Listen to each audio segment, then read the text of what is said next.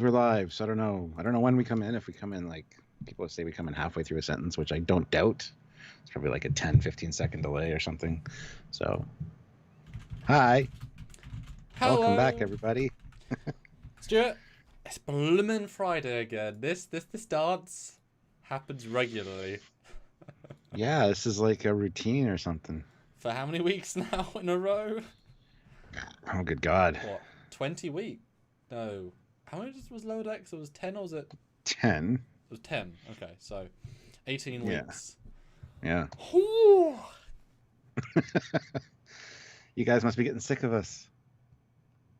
I know I'm getting sick of Samuel. I was about to make the opposite joke. I was about to say, and Just yet I'm not getting sick kidding. of Stuart. Damn it, he went the. Oh, Oh okay. no. I mean, I get along so well with Sam. Just kidding. Yeah, the nice thing about the live ones is we can't exactly hide. You know? Yeah.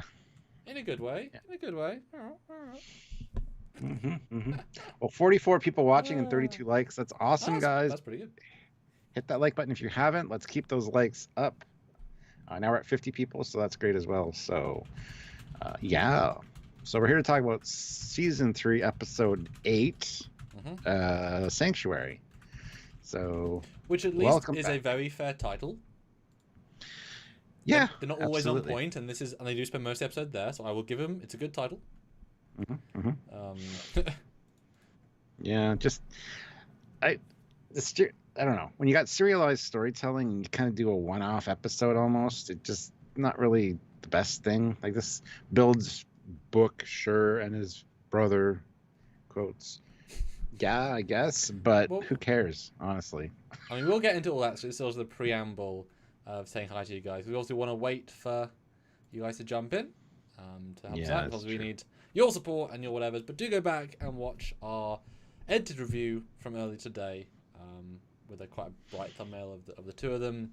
A little bit shorter today because there's a little less to talk about. So this episode is this live is earlier than normal, later than the last couple. The compromise of there's not enough to talk about, but we know where you guys are going to make us talk, so we know. And just as a just mentioning it now, next week on we'll talk about later. Next week we'll talk about what's coming up on our prediction video, and probably on Tuesday as well. Yes, and that is going to kick ass. So you better turn up for that one. We expect 500 people for that one. Yeah. Yes. Well, Zachary Tyson though throws in $5. Thank you very much to Zachary. The ship in the nebula will be Discovery from Calypso, which will somehow explain the year-long delay in Disco's arrival to the future. Maybe. It's certainly the working theory right now, as the ship in a nebula seems a little too on point. It almost seems like it could be a red herring, but yeah, we'll do a live talking about that specific thing, because there's a lot to talk about there. Well, it's the single most interesting thing in the episode. Yep. Which isn't necessarily the best thing to say, but also it's quite an interesting thing. So it's like, fair enough. But until I will start showing. Yes, hopefully, please. When I come back, we'll have tripled our view amount. Because I'd love to see loads of people watching, as we always do. But obviously, people tune in as they go. We know it takes a few minutes or even half an hour for the numbers to build up. So hopefully, when I come back, I'm going to click like. There you go. And we'll see you in a minute. Cool. Well, that leaves me with you guys, where I get to tell you guys about super chats and how great they are for the channel. They do help us keep doing this. We do this for you guys and for us. We love this as well. And it is all free content to get you guys entertained and to keep you guys part of the community. We do have some plans for next year, January, not just TNG reviews, but we're thinking of mixing things up a little bit. But we'll talk more about that in a live coming up soon, because we still need to kind of work out the details of that. So, but if you want to have your voice heard, your question read, your comment answered, other way around, question answered, comment read, by all means, feel free to shoot us a super chat. Any amount will do. And we will read it on the air, because we do read all the super chats while we're able to. I'm sure if we get a lot bigger and a lot more super chats coming in, we might not be able to, but we'll definitely keep trying to do so, because that's really fun. We love interacting with you guys. So plus it shows your support. Also joining the channel, We have a couple different rank positions available. So if you guys check those out, you can help us on a monthly basis, or heading over to Patreon/Trekyards is another monthly way to make sure that you're helping out the channel and showing your support. And it all means a lot. Yeah. So I'll get to the super chats in just a second once Samuel gets back. If you have anything else you'd like to do as far as checking out the description of every video, there's always links down there for Teespring store, for Eagle Moss. Save yourself some money, help out the channel as well. Lots of great stuff. So there's always fun stuff to do. Check out the description of every video. There's links to click and things, to ways to help us out. And of course, just joining these lives and chatting it up and be part of the community is the best way. So thank you guys for joining us. And look, Samuel's back, and more people probably are coming in now. 105 people here with 61 likes. Guys, hit that like button. Let's get up to 100 likes right away. But we got some more super chats, Samuel. So excellent. They are very important, as you said. They are. But you guys always come through, so it's really, really good. Yes, Olivia Julius, $5. There's many jokes to be had here. If you're going to torture me, I might as well have fun. Yes. That was a good scene, actually. The Georgiou stuff was actually very well done. Well, that's you saying that. I know, right? Stuart, are you from the Mirror Universe? Or I guess the Good Universe? I don't know, in that context. I might be. You never know. Olivia Julius, $5. 50 likes. Can we get to 100? Hashtag make Olivia pay. We're at 64 likes right now with 115 viewers, which is awesome. So hit that like button, guys. We should be able to get to 100, no problem. Raven Bane, $5. Thank you. Did you take a minute to watch The Ready Room? LOL. Yes, I did. I took a minute and 20 to watch that segment. We'll talk about that yes, we did. next week. Yeah. Ozzy Medeiros, $5. No, the ship will be the USS Reliant, NCC 1864, Nebula with new whiskey, drink, Fleet Admiral Skeleton Hands, okie dokie. Okie dokie. Ozzy, I think you're getting crazier every day, but it's great because we love you. And actually, I'd like to see that because it's already pretty crazy now, so another year's worth of this, like, that'd be fun to see, I'll be honest. Yeah. Absolutely. Alrighty. So Stuart, episode 8. We are now only 5 to go, which is still a substantial amount of time. So in season 1, that was the entire Mirror Universe story and the abrupt end to the whole Klingon war. There's a lot in 5 episodes. So episode 8, your thoughts, and have you changed since our review this morning? So obviously we talked about it through, we've done other stuff. If anything, I'm less impressed with the episode now. Because of all the things I pointed out. Yeah, well, like I said in that review, I mean, the stuff on the ship is interesting. The planet stuff isn't. And that's pretty much the summation that we both kind of came to. And the stuff on the ship should have been elaborated on a little bit more. Georgiou's stuff was good, as was the stuff with the ship and the nebula, the signal, even the Stamets character beats were good. And I appreciated all that stuff. I didn't care about Book and Michael. I'm sorry. That whole planet thing just bugged me. And the Orion lady is the worst villain ever. Like I said, I compare it to Jeff Dunham's. Which I did in the video. I don't know if you saw it. I did a direct edit. And if you actually watch that video where you mention it, there is a direct. I don't know if you side by side of them yet. But yeah, you can see a distinct difference. I didn't watch that yet. Yeah. But yeah, it's like they were filmed on different days, or it's a different person almost, because different chin, different hairline. It's weird. But anyway, yeah, so there's the kind of a disconnect there for me as far as that being the big baddie. Like, you know, and it felt too Star Wars. It really did. Like, I love space battles. That's kind of like the fun thing, right? But it was just so blasé, you know? So that's kind of the vibe of this episode, kind of blasé. A filler episode in a serialized storytelling format, which seems like a waste. As you know, I don't like the word filler in regards to this sort of stuff, because it's not filler, because we worked out where the burn is. We met the big villain. We worked out the non-binary thing. We got Georgiou's condition. Like, it's not filler because major plot things happened. It's a gentle plot. So, you know what I mean? Like, it's not a filler. It can't be filler. Filler is a completely irrelevant thing, but lots happened. But the episode itself feels inconsequential. So, that's obviously the problem with having episodic, because there's no filler episodes in season 2 because it's one big story, but then you have episodes that are just weaker in general. Yeah. Obviously, I know what you mean. It isn't like a standout episode, so it feels more like a filler, but I don't think you can call it filler. Just a pet peeve, I think, as people saying filler. It's like Mandalorian. It's like, well, see, Mandalorian's more filler because there's no real plot happening. This is at least... Speaking of, did you watch it today? Nope, I never watched it today, so I'm excited to see it. Hopefully it's better. Okay. Again, hopefully. We'll see. Just okay. There we go. So for me, I just rewatched it. I always rewatch just before these lives, and very much the same thoughts. I was honestly getting bored at a certain point. So the episode isn't bad. Let's start out that saying there's nothing I found truly objectionable and was like, oh my god, what?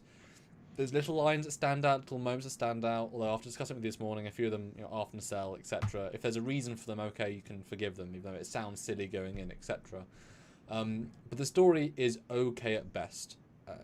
Everything on the planet, I don't care. That's most of it. It's also the meat of it. And it's not that Book and Burnham aren't good this episode.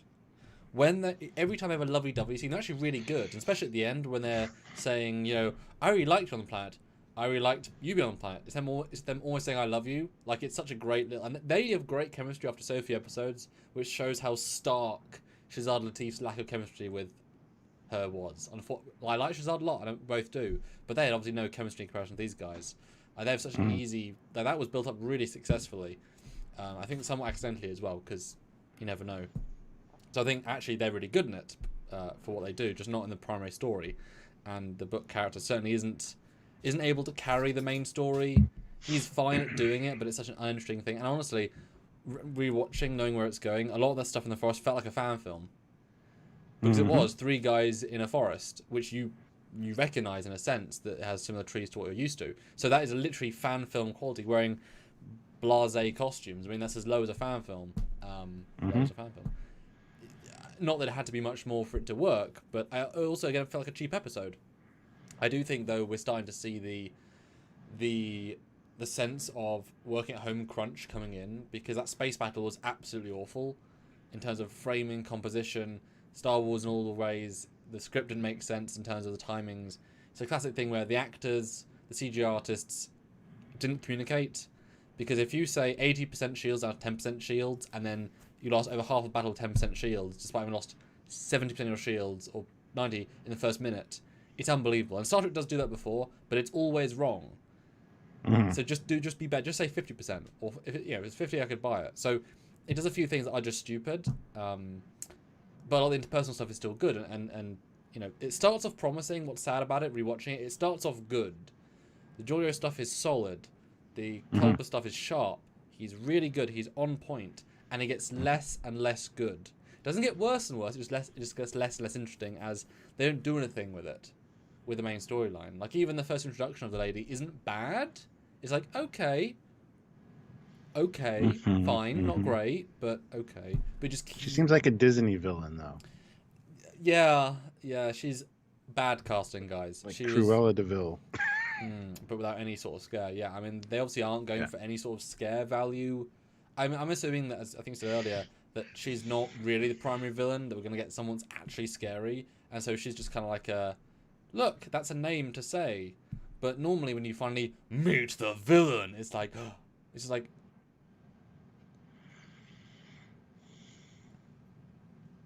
Oh, sorry, you're trying to scare me. Are you? I don't know.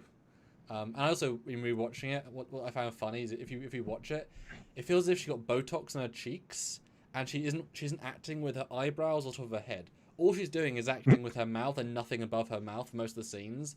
She's so underacting, as if I don't know if she was in a car accident or something to hurt her face, but she legitimately is not acting very well.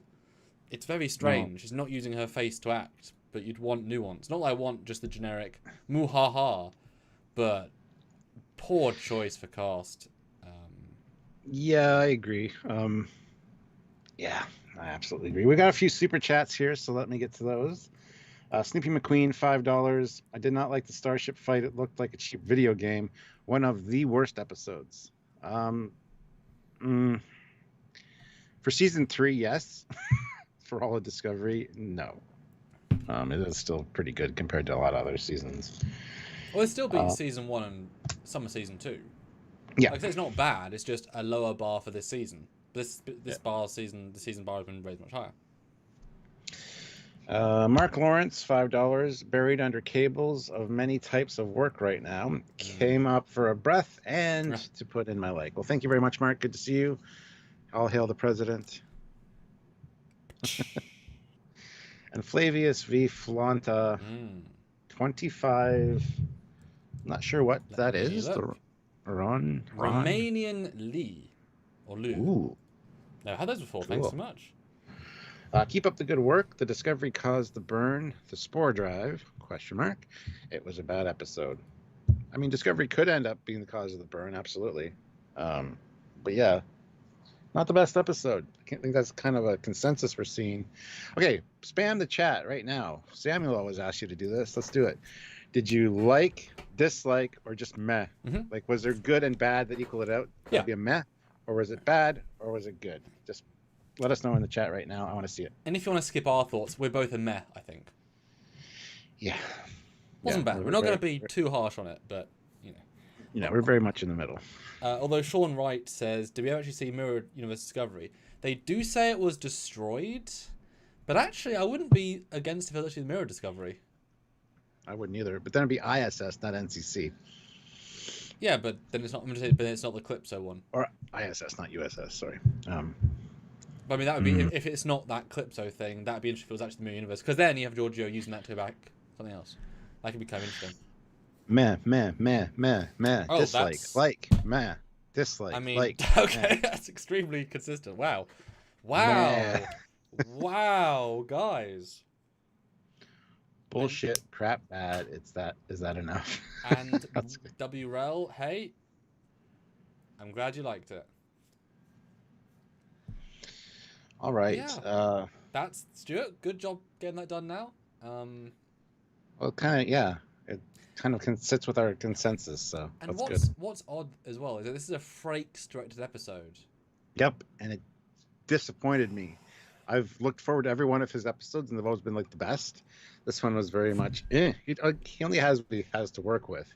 And it did have a lot of the TNG. A lot of people said it felt TNG, and I kind of get that. The walk and talks down the hallways. He knows how to do that kind of stuff, and that was very prevalent here. So, although they've been doing walk and talks every episode, so that's just kind of their new style, which is great. But I think just the fact the main story is so uninteresting, I guess he just didn't have a good script. He's in uninteresting, not very interesting locations, but all the character stuff, like we said, is pretty good. Actually, it's ironic. The thing that was often the worst thing is the cast and how they interact is how good. Because the cast should be used. Although the Chinese chap still didn't get a line. Give him one line. Reese got lines. No, black guy got some lines. He got quite a few lines. The other guy didn't. Maybe one at the end, but I thought the black guy. I'm pretty sure Reese got a line or two because I remember noting that. So we're gonna have to see when we go on. But the Bear Pack. No. The Bear Pack number 101 puts in $10. Thank Hi, you. Captain and Commander. Off topic, will you guys be doing more Stargate breakdowns and reviews next year? Oh, yeah, we'll be doing a lot of fun stuff next year. We've had discussions. We'll have a live talking about how the lives are going to change next year. We'll talk about some of our ideas that we've had, but we still have to hash them out. And but yeah, we're going to be moving along and doing some very interesting, cool stuff next year. So. Olivia Julius, $5, 100 likes. Can we get to 150? Make Olivia pay. We're at 103 likes with 178 people watching, which is awesome, guys. Hit that like button, please. It's a little thumbs up. Make it blue. Because if it is not blue, you did not do. It's... Dave Stelzer, $2. Here's a few bucks. Now, execute.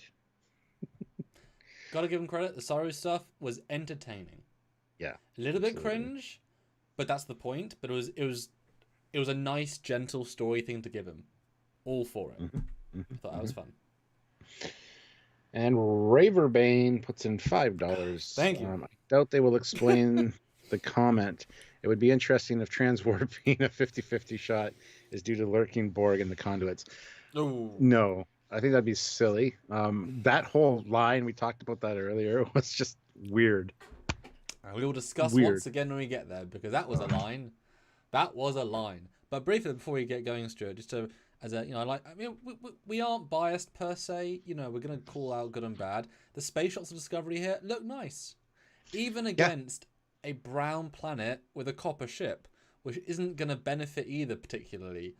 It's so much better. Like, okay, the copper still isn't doing it justice. It's nil, but it is just the way the shapes are different. It's amazing how little it's changed, although quite a lot. Like, it just looks better. It's remarkable, really. Yeah. Well, let's get into it. It starts off very well with Georgiou and Hugh, and a very witty kind of back and forth. And I love how she doesn't want to. She says she doesn't need any help. And he's like, well, but since you don't want to cooperate, you can determine if the root is physiological, psychological, temporal, or interdimensional on your own, and get back to me. And she's the only one that would have something in one of those categories. It's a lot to work out. And I love how she says, you don't scare me, human. I don't need to. You're already terrified. And she goes behind him. Now, he's already, I just want to point this out again. I mentioned this before. He's already had his neck broken and died. So he's letting somebody who is the emperor of the mirror universe go behind him while they're having this conversation. She picks up something from behind him, like a rock or a ball thing, and then puts it on the desk in front of him. I'd be very concerned and keeping an eye on her, so I wouldn't want my neck broken again.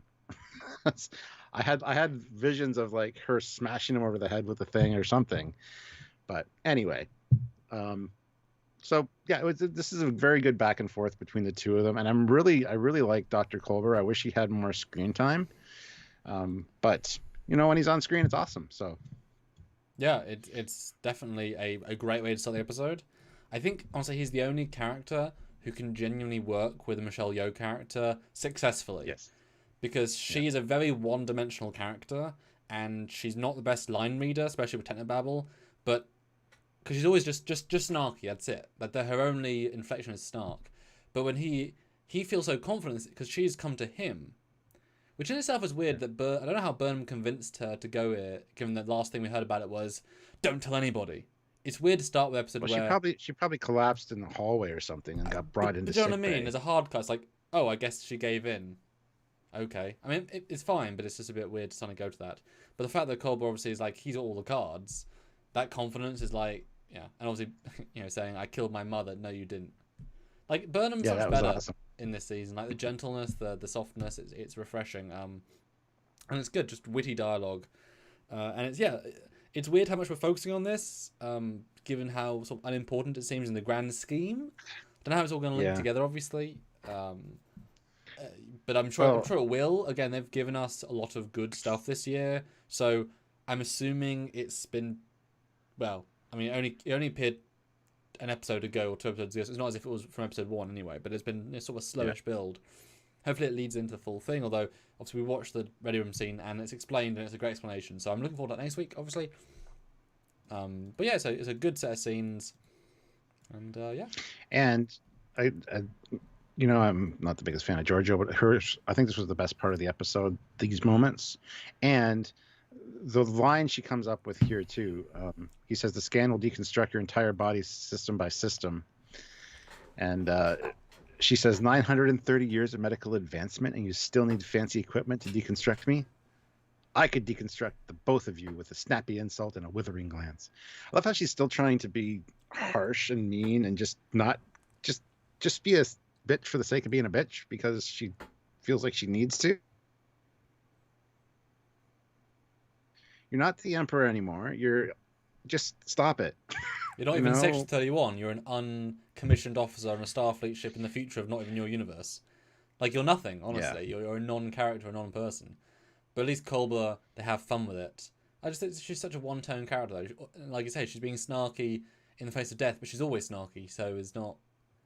At least the script is better, so it helps working with sort of what would be a dull scene otherwise without good writing. And this is obviously season 1 falls down. The writing is not good, and so you don't get good scenes. Although I credit them for the new tech. This is clearly a 31st century scanning thingy, and the thing they are later on is also a 31st century. But because it looks so similar to the original stuff from Discovery, it's hard to tell apart. If it was TOS tech, it would be very obvious.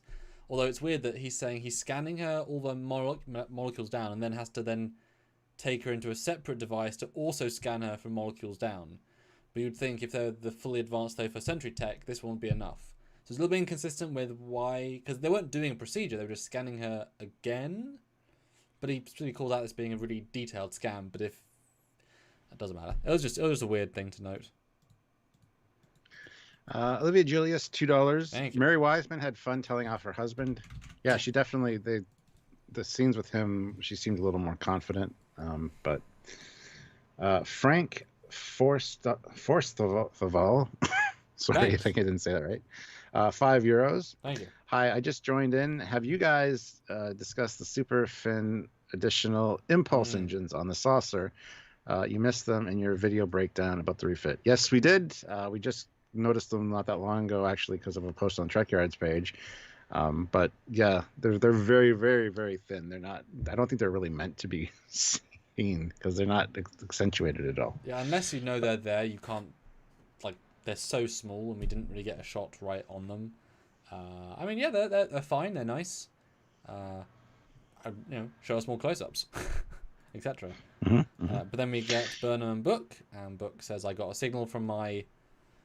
I'm not sure how he got a signal from the couriers, because if they specifically couldn't go this far out because it was too far, a courier would need to transmit to a signal. How many favors did have to be called in to get him a signal across the galaxy? If you can get across the galaxy. But I mean, they don't know. We don't know how far this base is away from anywhere because they didn't tell us. So it's really hard to have any context here. And if they're in the middle of nowhere, why would there be couriers? And if he didn't leave Discovery, would he tell his courier friend where the secret base of the Federation is, just so that he'd get messages? The story doesn't care. He got a message. Doesn't matter. That's why I kind of wish he was going out and doing stuff, rather than just sitting here.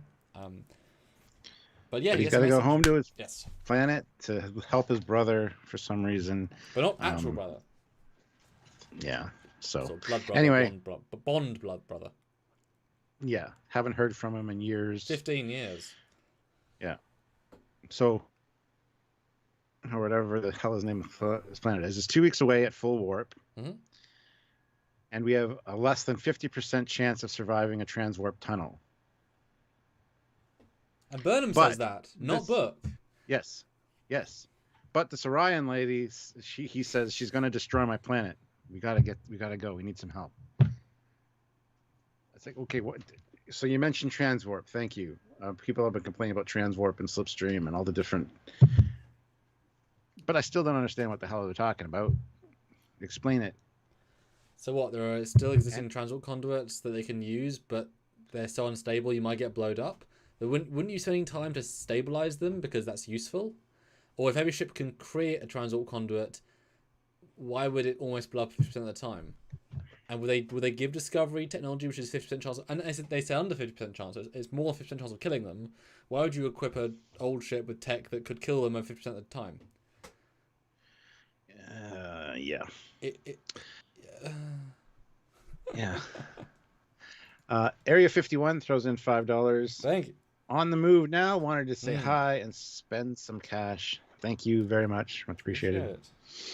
Appreciate it though. And what I like about this though is that I said last week when we were said, "Oh, they're going to Book's home," I said, "Oh, that's ridiculous. He lives in a different quadrant, etc."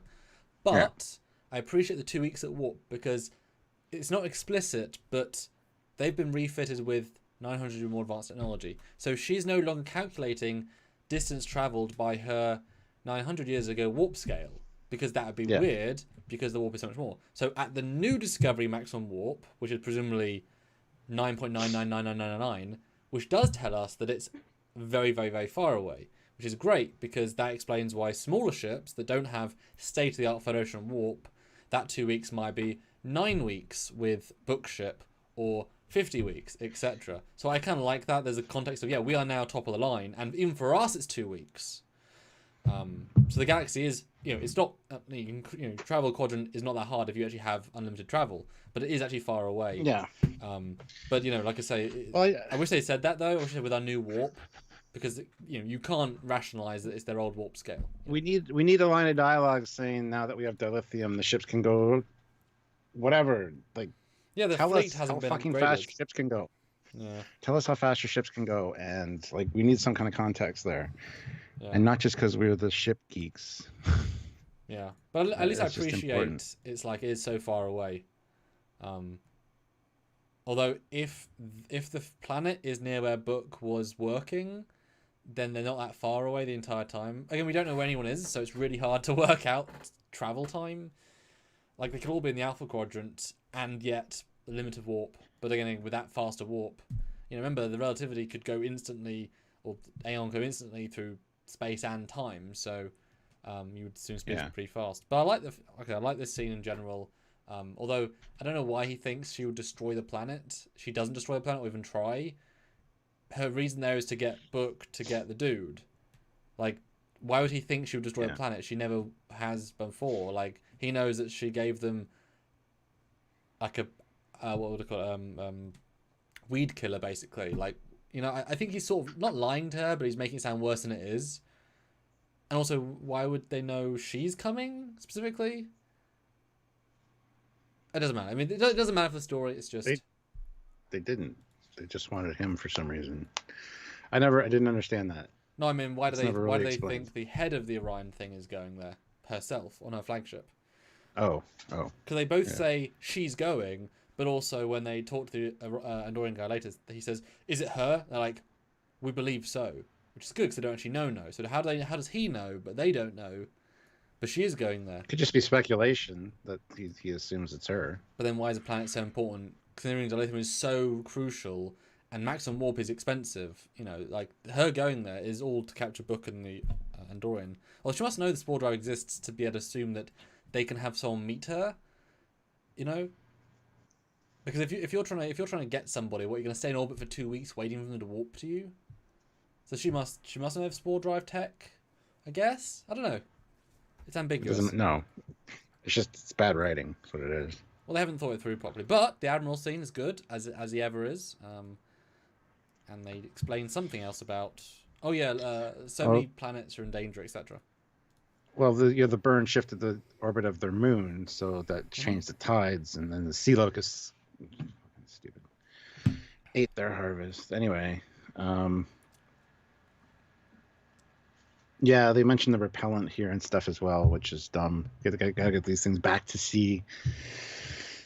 Yeah.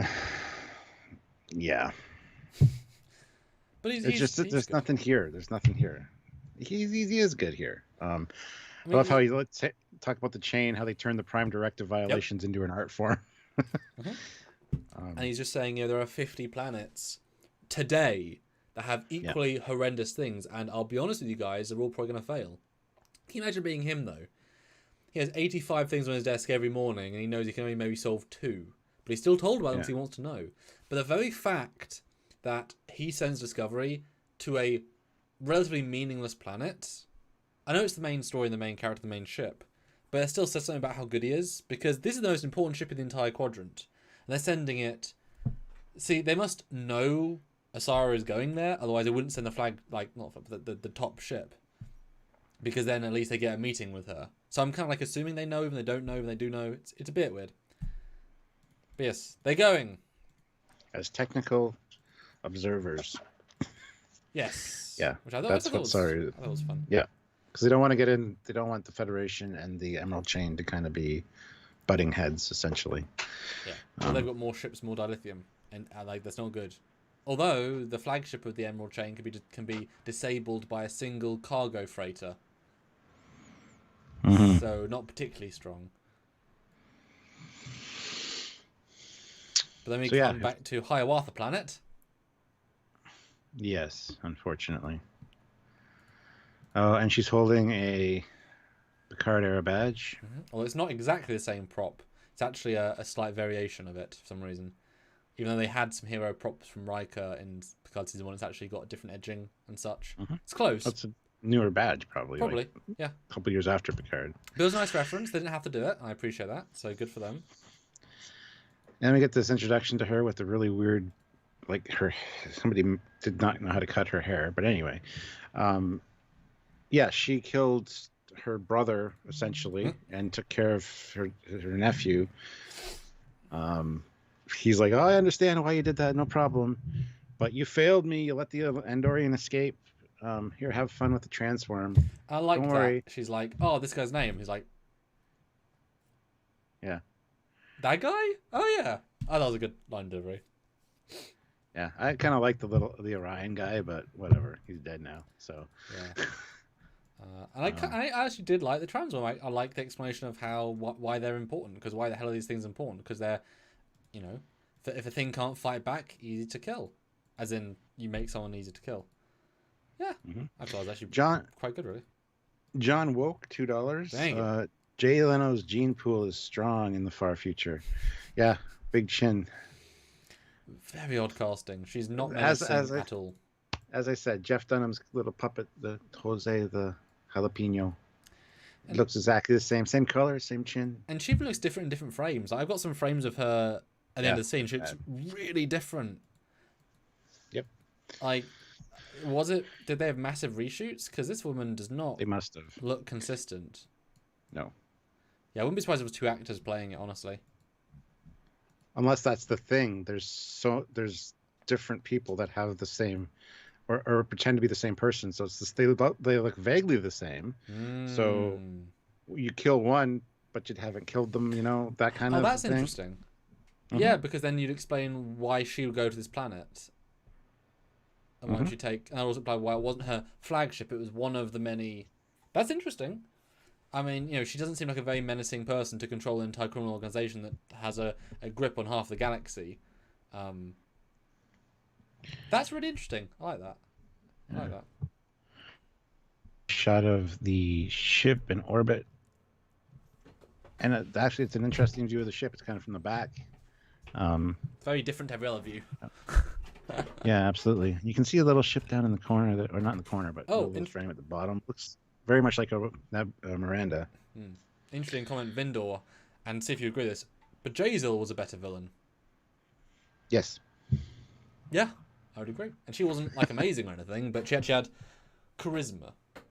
But speaking of charisma, we've now got Yeoman Tilly, as you beautifully pointed out earlier. Talk about this, because I love that summation. It was perfect. Yeah, as much as she's supposed to be XO or first officer, considering this is a couple years before TOS, the yeomen were a thing. And she's basically the yeoman here. She's giving the captain his reports. His coffee. She's just probably... and that's no offense to her, I'm just making a joke. But exactly, yeah.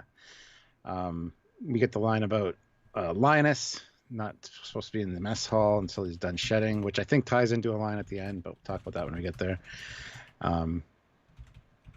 So his annual shed, and then the ongoing matter of what he should be saying, execute, hit it, or manifest. And no one really likes that one. But he says Pike had hit it, and he takes it under advisement, and well, then hit it, he says, and it just comes off bad. Like he's good in this episode. He's got some good cringy lines. So, but very well done. So it's good to actually see Tilly's not bad in this episode. So I have no real complaints, but I think she does feel like more like a yeoman than a XO, in my opinion. What is interesting about this is, and I said to you earlier, there's a deconstruction here to the meta about the cast and crew. I will remember her name. Adira, thank you. So Adira has taken on the role of the prodigy engineer, which was Tilly's role in season 1, season 2. Tilly members pulled out the academy early on Discovery, helped the Spore Chamber, etc., etc. Helped all the seasons. Always been eccentric. Clearly a Spurgeon in episode 1 and season 1, just clumsy in season 2, etc., etc. Now, she's not doing any engineering, she's just doing second in commanding, which seems to be more a secretary or an assistant, which is fine. She has no distinct skills besides... I mean, she has no experience, so she shouldn't be there, like, ordering everybody. She has no experience, so it's best she's just more of an assistant, because he needs people to work with him, etc. But what's happened, is that paradigm shift. Now we've got Adira. That was the Tilly role, so they've had to move Tilly somewhere else, otherwise she's completely redundant, and is... Because you wouldn't be seeing scenes, and even that one scene of her with Tig and Stamets, like, are we really just going to see scenes every week solving engineering problems, bickering each other? No, we're not. You can't do that forever. Where's Tig during this? Like, seriously. I guess they didn't want to bring the actress back very much. So it's very strange. Well, she's sick with cancer, so that's why. Oh. Wow, mic drop on that. Sorry to hear that. Richard Joy, though, the bloody holograms with the text around the wrong way. How can anyone read their things backwards? Obviously, they see it from their side the way they're supposed That's an to. odd comment. Yeah, and just you're seeing from the other side, so it's flipped for you. And yes, it's still see-through, but that's the future. That's future tech. I think Mary Wiseman did a better job at looking at the nothing this episode. Yes, I noticed that too. Yes, absolutely. Although the motion tracking was weird, it stayed static while she walked, which you would actually want to move with you because then it's moving with your eye line. Yes and no. But she was good. She's actually better in this as the engineer and the Tilly character. So they've once again rebooted the character away from being the Tilly character into now the Yobo character. She's actually better. She's actually better at it. It's very strange. And yeah, I like Eugene. The secret assignment. That was fun. Yes. Eugene, 100 rubles. Thank you. Why use rubber silicone masks for Orions? Simple face paint looks much better. No, I think it is a face paint. It's just a very, very thick special paint. I wouldn't say it was a mask. No, it's not a mask. No. I mean, maybe they're adding cheek prosthetic potentially, but I just think it's a very thick, it's very stylized, which I don't mind actually. And I wouldn't say it was a mask. And Jonathan Bell, $5. Chat from the past. 3 days in a forest. That feels like every third episode of Stargate, SG-1 or Atlantis. Yeah. Yeah. That yeah. And I mean, this forest has a lot of maple leaves. I'm just saying, looks like Canada. Much like every Stargate planet looks like Vancouver. But Stuart, it's orange, so it can't be. It's fall. There's a thing that happens in the fall. But speaking of orange, even though, and this is such an awkward cut, Tilly's she stops Saru at a door and says, "Oh, by the way, Sam wants to talk to you. And we're here." It's wow, that's convenient. What a weird edit. But yes, then they walk right into it. Basically, it's "I'm forcing you here, sir. You didn't get a choice." It's just a weird edit. And this is where the burn started, guys. The Verubin Nebula. Welcome to it. Although they do not explain what the SP9 whatever data was, what it found, what it saw, why they SP19. Why Vulcan think they caused the burn. They completely gloss over everything about it and just say, "We worked it out." How? I was very surprised it was completely ignored that. Because remember, Vulcan thinks they caused the burn. If there's an origin in there, very weird. It's very weird that they glossed over. And Jason Knatlin says the Calypso Nebula won a bet. Well, it's kind of pointing that way, but I think that might be too obvious. We're going to do a live talking about that specific thing and all the what ifs that are associated with that, but we'll get into more detail on that later. So, highly unstable magnetic fields, intense radiation, but it is the point of origin for the actual burn. So, and there's a signal coming from the very center of the nebula, which I didn't catch the first time round. The center seems very deliberate. Yes. And so the signal frequencies are in the audio range, and then you hear the distorted melody being played, and you get sounds like music. Anyway, so we got the three different tie-ins together. We've got the nebula, the seed ship music for the Barzan, and the Gray's cello theme. But anyway. A brief funny comment in the chat. Trevor Scott says, "Tilly has now been demoted from prodigy engineer to secretary." Now, Stuart, we know you're not a fan of the music subplot, but how do you think it was handled here? Because I honestly thought it was not bad at all. No, it was handled very well here. It'll be interesting to see how it's been dispersed from this area, if that's what's going on. It'll be interesting to see how that plays out, because I don't think it's going to play very well, personally. But the way they had it here was interesting, considering Saru basically listens to it and or focuses on it. Yeah. He says a little louder, and then he asks about what's the lowest known frequency traveling through the nebula, and then they filter that stuff out and find out it's actually a Federation distress signal.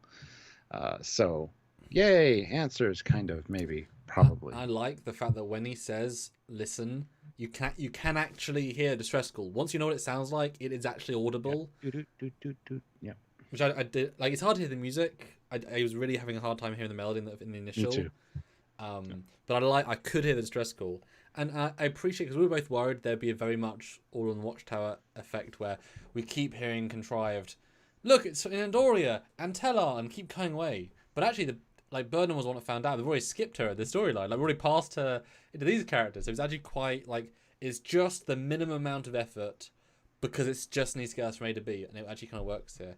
And they do kind of treat it as it's the frequency of notes that's important. It's not the music, it's the notes, which is what we said, but it's, Yeah, they point out the distress signal must include an encoded message of some kind. Yes. So we Adira didn't finish at the end of the episode. I was waiting for it. Adira is going to write an algorithm to decode it. It should probably take a few hours. And I was waiting for they to say, that's really difficult, because he says it without any concept that she can actually do it, or he's assuming as a prodigy she can. I was like, I expected her to look and go, whatever, but there was nothing like that. Yeah. But he says she's pretty fast, and so they leave, and then she does the clarification. She never felt comfortable with she or her, so they or them. Which makes sense, because it's the Trill as well as all the personalities within there, and also just the non-binary. So very, very well done. And Stamets is like, okay, cool, moving on. As with anything in Star Trek, as a utopian, these things are normal, and therefore no deal is made of it, because this isn't the world of now. This is the world of then. So they shouldn't make a big deal of it. And the fact that Adira was worried to tell people is more her age, or its age, or their age, rather than the actual thing. Remember, 16, And I think they said that they joined the Corps for a specific reason a year ago. It was joined very recently. So, it's an age thing rather than a society thing. Yeah. Captain Chili Bina puts in $5. I don't get how a distress signal morphed into a song due to distortion from Nebula. It didn't make sense to me. Maybe I missed something. Well, that wasn't what they said. No. I didn't understand it all either, but it was just, Well, I don't know. Well, it's two things. There's a distress call, and there's a resonance in the nebula, which happens to line up with that of a set of songs, which obviously tells us time travel, tells us that the resonance of the nebula, the set of notes, went back in time and was informed in different cultures. So, just like the apple fell on a dude's head and caused gravity, an artist in Andoria 1400 BC heard the wind, do-do-do-do-do. It's like, oh, I love that melody, I'll write it down. So it's that sort of thing. It's not that direct. It was a temporal, clever thing. We hope. I mean, obviously, we're going to get into that, but it wasn't. Yeah. Olivia Julius, $5. I'm back. 150 likes. Can we get to 200? We can. Or make Olivia pay. 281 people here. We can easily hit 200 likes, guys. Hit that like button. Thumbs up. Looks like this. Hit it and make it blue. Like this. Well, some people might need help. Looks like this. Hit it. Yeah, and just guys, 281 people. That is fantastic. Thanks for joining. Hopefully, it gets more people. We love over 300 for these reviews. We're doing about a third of where we need to with our super chat. So if you can keep throwing, we're doing well, guys, but keep throwing some fives. What you think, and obviously click like. 200 is important. So just a quick side note there. Next scene, they're in their costume, and I can't remember what happens exactly in this moment, because they do a lot of walk and talks in the show now. They are just, how did I not know that you had a brother? Oh, yes. Not really a brother. And then, I'm not sure you're going to enjoy my planet. It's not like it used to be. And she's like, I'm going to love it because it's your planet, bae. I thought they were nice. They have chemistry. It's nice. Yeah. It's way nicer than it would have been. It's good. It's fine, I guess. Yeah.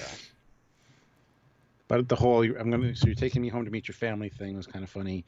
Well, you've already met Grudge. And I regret that every day. See, that's good. That's nice. That is funny, but I don't care. I honestly don't care. Well, yeah, but you don't like any romance subplots in anything. So that's... Well, it depends. I wouldn't say any. Some I might like. Most, sometime. Most, a lot of the time. The majority for sure. Yeah. Well, just as a side note, then, what would you say would be like some of your favorite romances on TV? Like you just think work. Just out of interest, if anything that pops to mind. Free Enterprise. Okay. I really would need to think about that. I honestly don't. Okay. Olivia Julius though, $5 as an LGBTQ plus member. Yeah, she spelled that wrong. Glad to see representation in Discovery. Yeah. Yeah. Good. Yes. Oh, then we get the bridge scene where Detmer's messing around with her console and she's making modifications, and Awashicum's like, it's supposed to do that on its own based on your usage. And she's like, I need fail safes. Okay, chill the hell out, lady. The only fail safe you need is you. Don't care. Moving on. And it's also weird because the line itself doesn't make sense. The station will adjust to you. Who's to say this isn't what it's adjusted to? Yeah. Like, why are you assuming this interface is backwards? It's holographic. It's more advanced than we had before. You know what I mean? It seems like such a weird statement of scene. And also, the blonde lady's in the command chair. Why isn't she XO? She's already serving as, standing officer on the bridge, etc. Yeah. But yeah, weird. Black alert and execute. And everybody's like, no. I love the reactions. They're all really good. It's good. Yeah. And then we get a... Because you wouldn't want to say execute. Ahead. It's so mirror. I mean, it's the worst one. Yeah. But it's fun. And then we get a spore jump out of... So they didn't fly out this time. They just decided to spore jump. And there's a really cool ship. Ring ship with some like the nacelles on the left there. That's cool. Yeah, that's the ring ship. It's hard to see. And it's like, why are they jumping in their secret non-warp bubble shell? Ugh. And why are they also sporing in orbit of a planet? Because they'll detect the spore drive. They do that a lot. I know, but it's not keeping it secret. And obviously you got long range scanners, but we've also discovered you don't have long range scanners sometimes. Although nice planet, like. Mm-hmm. These effects are actually really nice because they're bright. They're bright and pleasing. So all credit to them for that. I do like Book's reaction because, 15 years. I mean, I don't know how old he's meant to be given future medical tech. He's probably realistically in his 50s or 60s. But medical tech is such that, you don't look old. But he's probably in sort of, I guess, early 40s, late 30s. So it's been a large percentage of his life. So I do like the simple moment of, damn, Yeah. Because I could have gone back for a long time. I didn't. So I actually kind of like that little moment because he doesn't. We don't care, but he's good when he's giving good stuff. Yeah. Long range scanners show a heavy cruiser class starship coming at maximum warp 30 minutes out, and it's the Viridian, Osiris ship. Mm-hmm. And Han says no holodecks in the future. It seems yes, they got holodecks. They mentioned in a previous thing. And I really like that they have the detach nacelles that attach for spore and then detach. I think that's great. It's a nice attention to detail, actually. Olivia Julius, $5. Puggy treats for the puggy, Dotty treats for the dot. Oh, thank you. They appreciate it. What's his name? Sorry, says I don't have any, any whatever over you book, but Commander, your orders are to assess the situation and see how they may be of service, but return to Discovery immediately if there's any trouble. Yeah, so. And I had a great comment that I read from somebody that said, does he really think she'll do that? Have you met Burnham? She doesn't follow his orders. Do you really think she'll come back Discovery? Until she wants to. He should just start using reverse psychology on her. Just stay down there no matter what happens. You can guarantee when something happens, she'll come. So. But you know what I mean? It just seems like such a weird thing to say, given her consistent insubordination, pretty much in every single format. I just find it, a little bit funny. Mm-hmm. James Roberts says, I thought we saw Book's homeworld in the episode where he took the worm back to the planet. Thought this was his homeworld. No, he said it's very similar to his homeworld. It's one of the sanctuary planets, which are all very similar. That had red leaves. It was obviously a different kind of forest. Yeah, that was in his quadrant, like his part of his zone. Yeah. Because obviously he didn't believe in his original sanctuary. Like, I wouldn't be surprised if he's one of the ones that helped set up and said, what should we call it? Sanctuary 4. Because it was called Sanctuary 4, I believe. Yeah. 290 people watching, 178 likes, guys. Come on. 22 more likes and we can get to 200 likes would be awesome. So if you haven't hit that like button, please consider hitting it. We'd really appreciate it. And it helps us out, helps the channel out, helps you guys out, I guess, somehow. Actually, I was watching a live and they were saying, yeah, like you'd be surprised how important the likes ratio, the likes in a live is in a video is. So yeah, do if you can. But then you got the Chief Medical Officer lady. I appreciate that it went up the chain of command, one. So now, yeah, we actually have to get the whole team because he is just one of the medical staff. He's not the main guy. She's the main lady. It's nice to actually use her sometimes. But I love how Georgiou says, ergo, I dress like a human spermatosian. Yeah. And then there's a lot of jokes to be made here. So at least, I may have some fun while you torture me. Yep. This isn't torture. And how would you know? Yeah. Like, I kind of like her here, actually. She's good. And for me to like this character is difficult for me. So they're doing a good job with her. And definitely satisfying is, right, you'll be knocked out in 10 seconds. Count to 10. Oh, you joker. That's good. That was a well-acted little... I love how many takes that took, because that felt so... Yeah, that was good. Yeah. Medical advancement is good. Yeah. And then you have an abstract scene, which I think would, in other situations, be deleted scene, because it's searched like a... And left turn. And did they take lighting cues from Generations, Mike? Did you notice that? Well, there's no bright white. Well, there's no bright white light shining in the windows because Jonathan Frakes directed this, and it's like, oh, let's make it moody, and it feels very much like the opening shots of Generations for sure. Next to the Amagosa star. Although, Stuart, I can see stars out the window. I know, it's nice, eh? I mean, you can count that on your fingers. How many times that happens? Yep. Well, given how big the ship is, what the hell is this room? Now, it would have been good if this was the holodeck and we'd first time seeing it, because there is holodecks, been confirmed as side media. This is not a room that I would think would exist on the ship. What the hell is this room? What? There's not a music hall room. But if it was a holodeck room, this is the acoustic science lab. Oh yeah, for the song science, because okay, that's kind of funny. I like that. But if it had been a holodeck, if you'd actually seen an arch open, because how cool that would have been if he walks in. That would have been so good. MKW, 5 pounds. There you go. Extremely poor episode. This just isn't Star Trek anymore. Just generic action sci-fi. Love you guys, but you deserve to be reviewing top quality Trek. Well, I mean, there's some good in here. So, thank you, though. We appreciate that very much. And George says, Poland isn't CMO either. Culber ranks her. Yes, but everyone outranks Tilly, so you can still be a division head without outranking people. Culber's more experienced, but he's not the chief medical she is. Yeah, that's the whole point of the show. Is we weren't supposed to focus on the main on the underlings.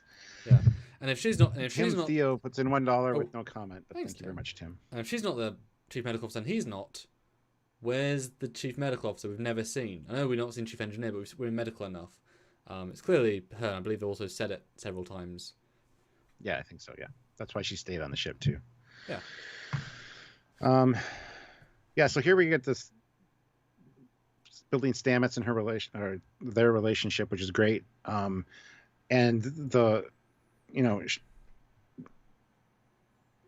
find out essentially that Gray hasn't been coming around. Some days she wakes up being Senatal. Some days she wakes up being another one of her hosts.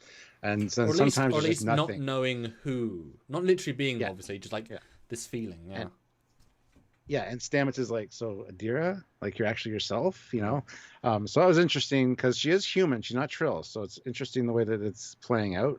Yeah. And the fact that Gray doesn't come to visit them anymore is interesting because we don't know what's going on with that. It could just be that the memory is fading and starting to blend in with the other ones because it was the most recent one. And they were attached to them. So I don't know. It was a great scene. He just kind of connects. Yeah. And, they have a little duet, essentially, which is great. Like I said, it's a huge left turn, but I do like the context. We've never had a Trill human.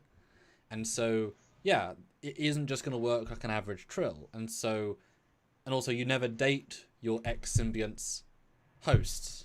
Yeah. So I like that that thing that, yes, the emotional connection is so strong that that part of the Trill symbiont is so visible to your psyche until it all settles down and gets more whatever. But the fact that Adira can't process correctly all of the Trill knowledge because not Trill. So I like the scene. I think I'm giving too much credit. I think there's something else that I think it's just a case of Gray's like, oh, you're making friends. I don't want to be like. I think it's just very simple, annoying. But in the context of how I see it, I like that because the Gray character shouldn't be used very much. It doesn't really make sense.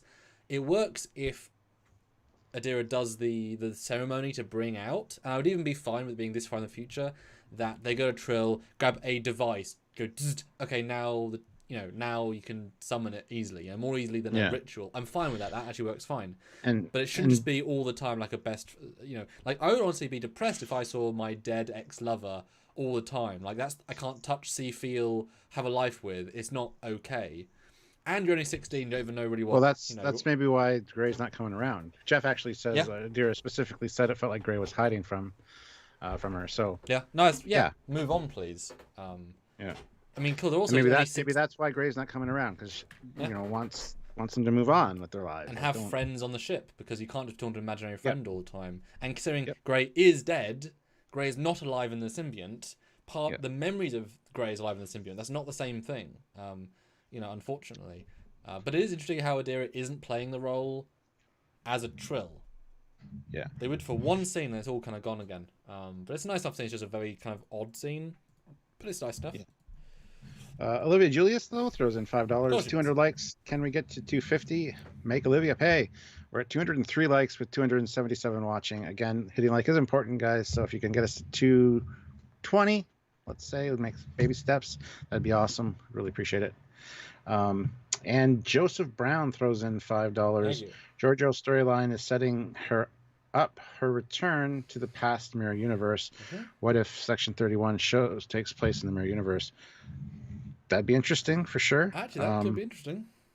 Yeah. But yeah, it's definitely setting that up. So, and I think that might tie in somehow with the Calypso storyline as well. And Jason doesn't appreciate the negativity in the chat, but we're here to talk about all the different things. So all opinions are valid. Someone can say I love this show and I hate this show. Like, you know what I mean? We're just having a discussion. So don't call people for calling it trash because you're not going to call people saying it's amazing, are you? Etc. And our moderators do a great job to moderate, etc., etc. Yeah. Dreamer out there, $5. Another issue I had is they tell us how awesome Adira is, but they don't really show it very well. Not yet. I mean, most of the characters don't get the attention they deserve for their characters, so it's fine. We'll see how it goes. And I have nothing too much against because Adira's only done very limited things, but they say it enough. Like, actually an underused character, but as much as needs to be, I'm actually fine with that. And I like Richard Joy's interesting comment. Gray's probably coming to terms with his existence since he died unexpectedly, end up being part of his lover and then appearing as apparition. Yeah, that's a great comment. Oh, I died. This sucks. And maybe being in the symbiote with the other Trills, the other Trill hosts are kind of talking to him, saying, "You gotta back up a little bit because you're distressed." This isn't how we do. It's bad for her mental health. Yeah, we balance. But obviously, you're assuming though again that sense of literally in there, like it's just an essence of them. Well.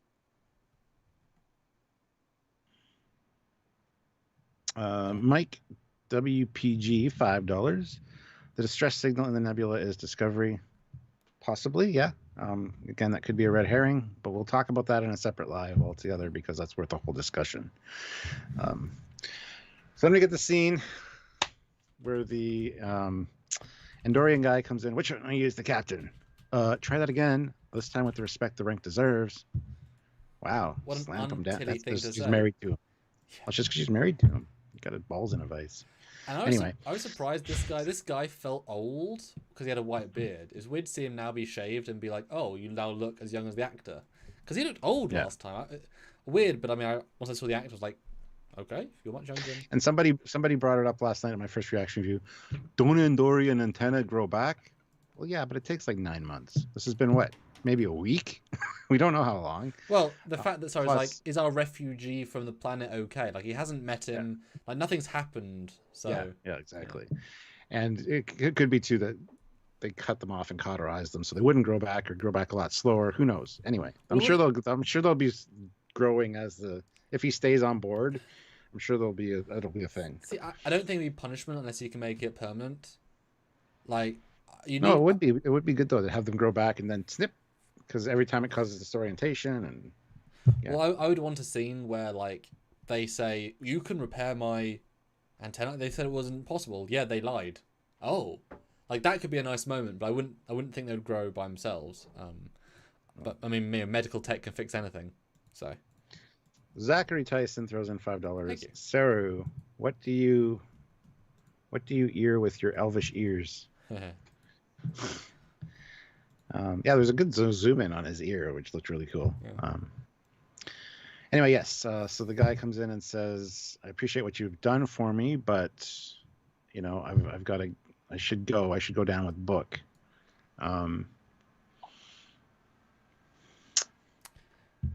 Then we find out that lady's inbound at maximum warp, and he's like, "Oh, really?" I don't know what the hell is actually happening in this scene. To be fair, it's just her being EXO, which is not bad. Although Tangerine Star says this show should be an ensemble piece, but instead it's the Michael Burnham show. Not this week. She's barely in it, and she has no real part of the story. So it's actually the opposite to Michael. But this is the ensemble show. Everyone gets moments for the most part, if you think about it. And Sean Wright says, if we chopped off someone's dick, does it grow back, Stuart? Well, no, but we're not Endorian. In Enterprise, Shran's antenna gets cut off and grows back. They make a point of talking about it. So it's like a lizard with their tail. If it's explicit in canon it grows back, Sean, then we know it grows back. What an odd comment. And also this is medical future. Exactly, yeah. But yeah, then you get the intro of the fan film. I mean, the forest. And to be fair, the bugs look great. Lovely, great. I like how non-threatening they are. They're a passive locust. Like normally locusts you sense are like, oh, this is horrible. They just eat shit. I don't know. They're fine. Yeah. They're fine. These are nice. Like I say, it's very fan filmy. It clears a path with his powers, which I like aren't being focused on. He's just, I think at this point, just an evolved human with just empathetic, but can kind of push it out, kind of like Troy, but has a glowy thing. So it's not just like, Magneto. And she asks how he does it. He says, all I can do is ask them. Yeah. And, you can't tell them to move or force them to move. He's just Doolittle.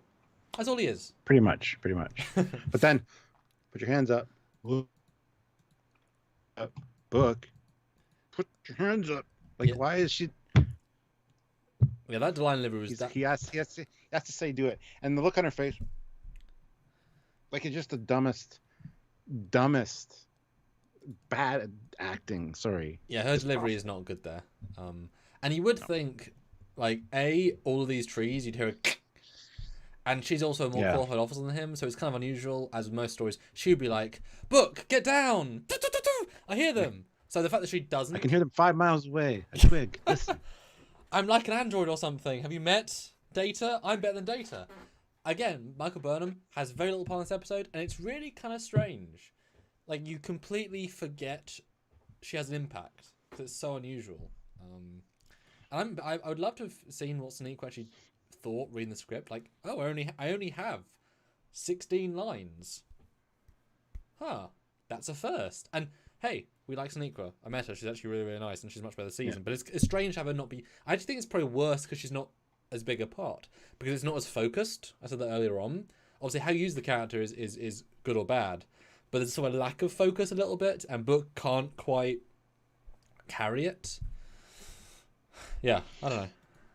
Olivia Julius, $5. Of course. They're chill spirits from Avatar. Yeah, they're from Pandora. They're on Pandora right now. Yeah. Yellow Pandora. Yeah. We have 224 likes. Excellent. Awesome. 280 people watching. Let's get to 240. Again, baby steps. So we need another 16 people to hit that like button if you haven't. Yeah. I always say this, but we appreciate it. Yeah. Then we get the scan stuff, and I like the makeup. I like how it's played. The acting was interesting. You felt genuine tension here, which I liked. Yes, 83% complete scan, but they have to. They can't stop. We get the flashback to the mirror universe, which is great because she's younger. We see the dagger. We see the mirror universe symbol. Yep. And like you said to me that, and I was like, I had to go back and look. But that isn't just de-age. That's like a CGI face. That is more like her face structure is different. Yeah. Like that's her at like 20 or something. That's a fully CGI face. Yeah. But the other shots you can tell like the hair's in her face to stop the need for CGI. But there's like 2 shots of actual de-age. Very, very over the top. But it's like, wow, you are young. Shit. And then we get the face deforming, and it's like, what the hell?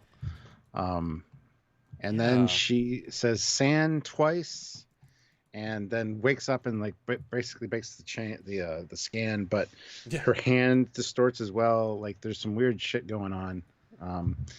So a lot of people had called that this was her when she killed Michael in the mirror universe, and I said it wasn't, and it's clearly not. So no, I wouldn't have thought that either. But I did like how the tone of her voice as young her was higher, and the way she says "San" in the present matches the youngness of her younger self. It was notable, like and then the touch, but I liked it. The whole thing is, can you tell us what you experienced? And just she shifts gears instantly. I was having a beautiful dream about how your head would look on my wall, like trying to be the tough person again, right? Well, it felt like such a Terminator move. I'll be honest. Like I am a cold bitch. Yeah, it's weird, but it worked. It worked in the context of the scene. Then she took one of the scanner things, I guess. Even though there was 2 on her head, that they got both of them. Maybe there was another one on her hand. I don't know. I mean, you would think that the doctor would know. I mean, he does know. But if there's 4 and he only found 3, yeah, like he'll come looking. So she has only a couple. So I don't understand how. And she clearly didn't do this. So it's a bit of a weird cut. And then how she accesses the data later is very strange as well. But we're not there yet. But we get introduced to the brother and the guy's fancy house, which we spent way too much time in, this one room. And it's like, what are we doing here? Well, the transform meat is worth a lot more, apparently, because this is a nice house, dude. Which is a good line. But what a weird set and choice of set. I lost some respect here for some reason. It was awful. It's just some person's house. Yeah. One of the producers, like, yeah, you can use my... Yeah, go ahead. It's fine. Yeah, very strange. Anyway, yeah. So Book left the family business, essentially. We already heard this in one of the first episodes. But both the grandfather and the father asked for Book on their deathbeds, trying to guilt him, I guess. They also say his real name as well. Yeah, which is... Where is it? I skipped over that because I don't care. Trekyards. Tareckx.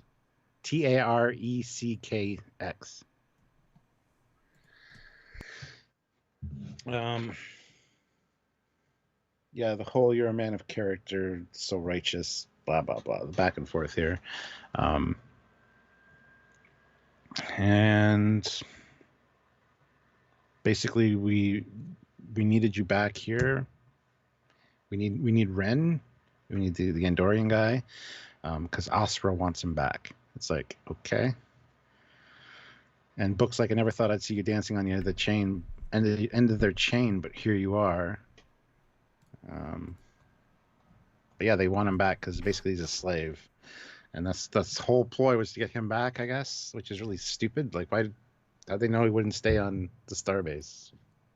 I don't know. And how? They knew Book had it, but they didn't know anything about Discovery or the Federation because they didn't tell. So they. But how? Why would they? I mean, they don't know where Book is. But like, I guess to be fair though, Book was. Oh no! Because the planet. Yeah, no. Okay, no. So the planet they. Oh no, that's annoying actually. The planet they went to, that was the Rust planet, the salvage planet. They did warp to in Book ship, which is not as fast as the Federation ships, in like a day, to get there. Because they didn't say a span of time had passed. You know, they said, yeah, we can get them back, whatever, quickly. So they're very close to Starfleet Command, and yet they didn't know where they went. Although if you're only a day at warp, you could definitely track them at warp, or at least most of the way. But this place is 2 weeks away. So what do they really track them if you had relay stations and listening posts? Force a heal. Please fix that relay station and help that man. Sorry, got to bring that up every review. So if it's 2 weeks, but if it's two, so what? The Orion had to go 2 weeks here from the other planet. That doesn't make sense because travel distance is important, and they kind of ignored that last time. But yeah, to think that Book can just pop in, etc. And also, I'll say it again: this brother was a bad casting choice. He's so good at the role. Like he's a single tone. He's not interesting to watch. He's not developed. He has the same sort of aggressive feel the entire time. I don't get a sense he's he's not a good fit to be a nature reserve watchman. That's what he is. Well, I kind of thought that the first time I watched it. Then I've watched it a few more times, and he's likable. He's likable enough at the end that it's like, okay, fine. Moving on, you're fine. But you tried to be a bad guy, and it just didn't work so well. He doesn't act well, basically. Yeah, you're right. He's better as a goodie, because he can have fun with the lines, but all of it until the end, he's not good. Bad casting, wrong casting choice. And these two together, they don't have chemistry. They don't feel like blood brothers, as in, like, you know. Yeah, and so these scenes with them together are not fun to watch. This entire thing is BJ Turan, it's like the house from Ferris Bueller's Day Off. Absolutely it is. Taylor T puts in $10. Oh. In Discovery, the Telosian mentioned that Spock experienced time as a fluid rather than a linear construct. Spock mentioned something similar to this in City on the Edge of Forever. Think they're related? Maybe? I don't know. It'd be interesting. It'd be interesting if the Guardian of Forever gets brought into this somehow. That would be kind of neat. And Captain New Case is at what? There are 3 known universes: Mirror, Prime, and Kelvin. But there's also the one where the Borg destroyed the entire galaxy in Parallels. There's the one where Worf is in a red shirt commander in Parallels. There's the one where Worf won the trophy, 2nd place in Parallels, where he won 1st place in Parallels, where he won 5th place in Parallels. So lots of confirmed universes in Parallels. There's Plus, 1,000. Also, All Good Things. That universe is a confirmed alternate universe. The time that the universe Edith Keeler wasn't killed is an alternate universe. There's loads of alternate universes. Sorry. Lots. There's not just 3. Olivia Julius, $5. Foley's brown couch is in this episode. No, it's not. It's the wrong kind of couch. Oh. Plus 238 likes. Make sure you hit like. If you don't, the captain will sick the Jeffries 2 monster on you. I'm sure a lot of people would love that, to have a pug come attack them. So that's not really a threat, Olivia. But yes, guys, hit like. We need another 11 likes now to get to 250, which should be very doable with 312 people here. And thank you to everybody that's here. That's brilliant. Please, everybody, just hit like. Everybody, make sure you're subscribed and that you tune into some of the content they have coming up, because there's some great stuff coming up. So pay attention. Yeah, and if you're interested in what we released last week, just a quick little pimp to our own last week content. We did a video looking at the Starfleet headquarters, which had 13,000 views. We looked at Mandalorian, both the first look and our full review. We looked at why Vulcan, or the fact that Vulcan was now called Navarre.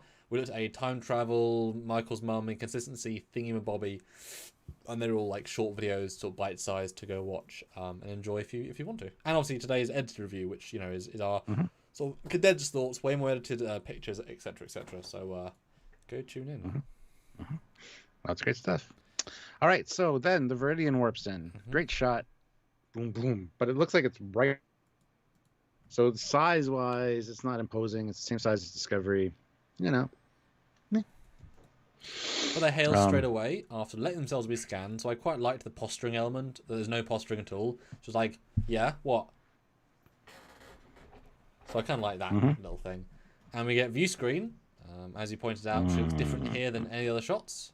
And in fact, I'm going to do a side-by-side just for some clarity. So you'll see that in the live. She looks hideous here. I'm sorry, but the chin.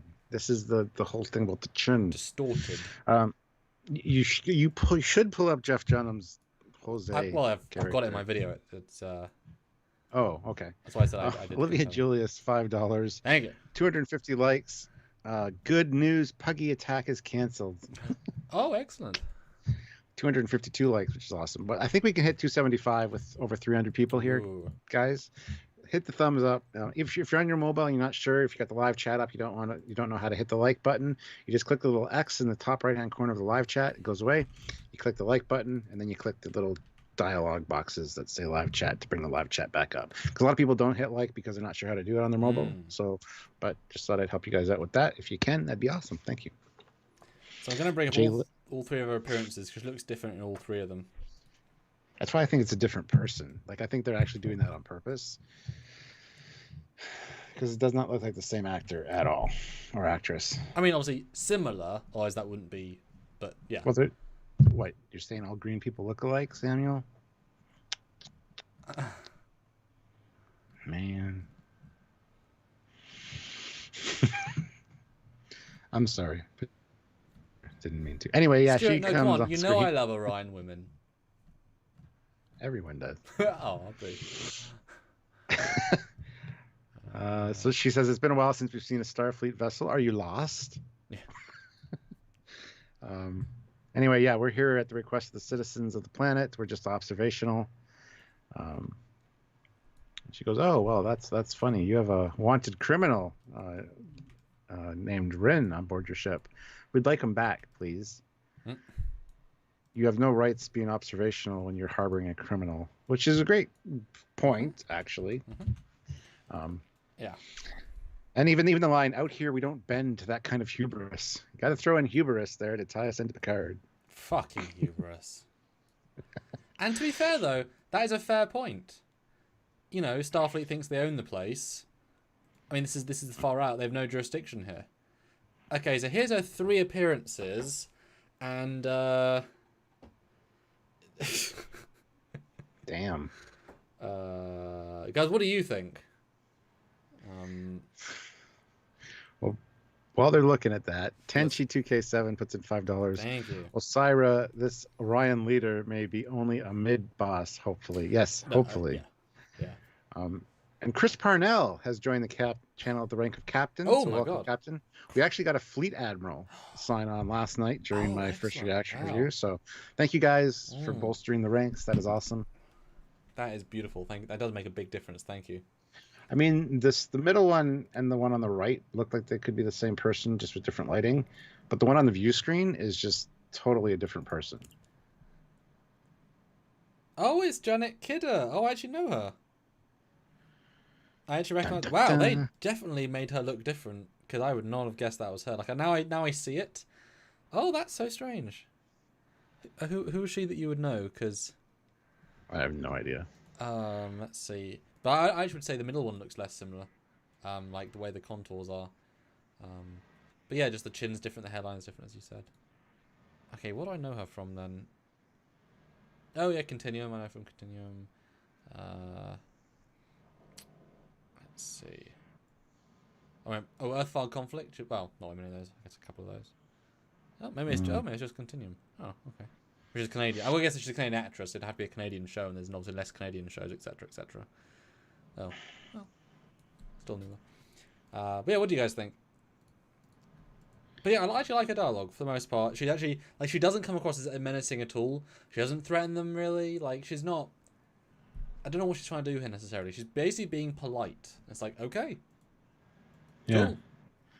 Yeah, the whole exchange, even going back down to the planet, is just give us Ren kind of thing. Christian Montgomery, $2. Ugliest Orion female I've ever seen. Seriously.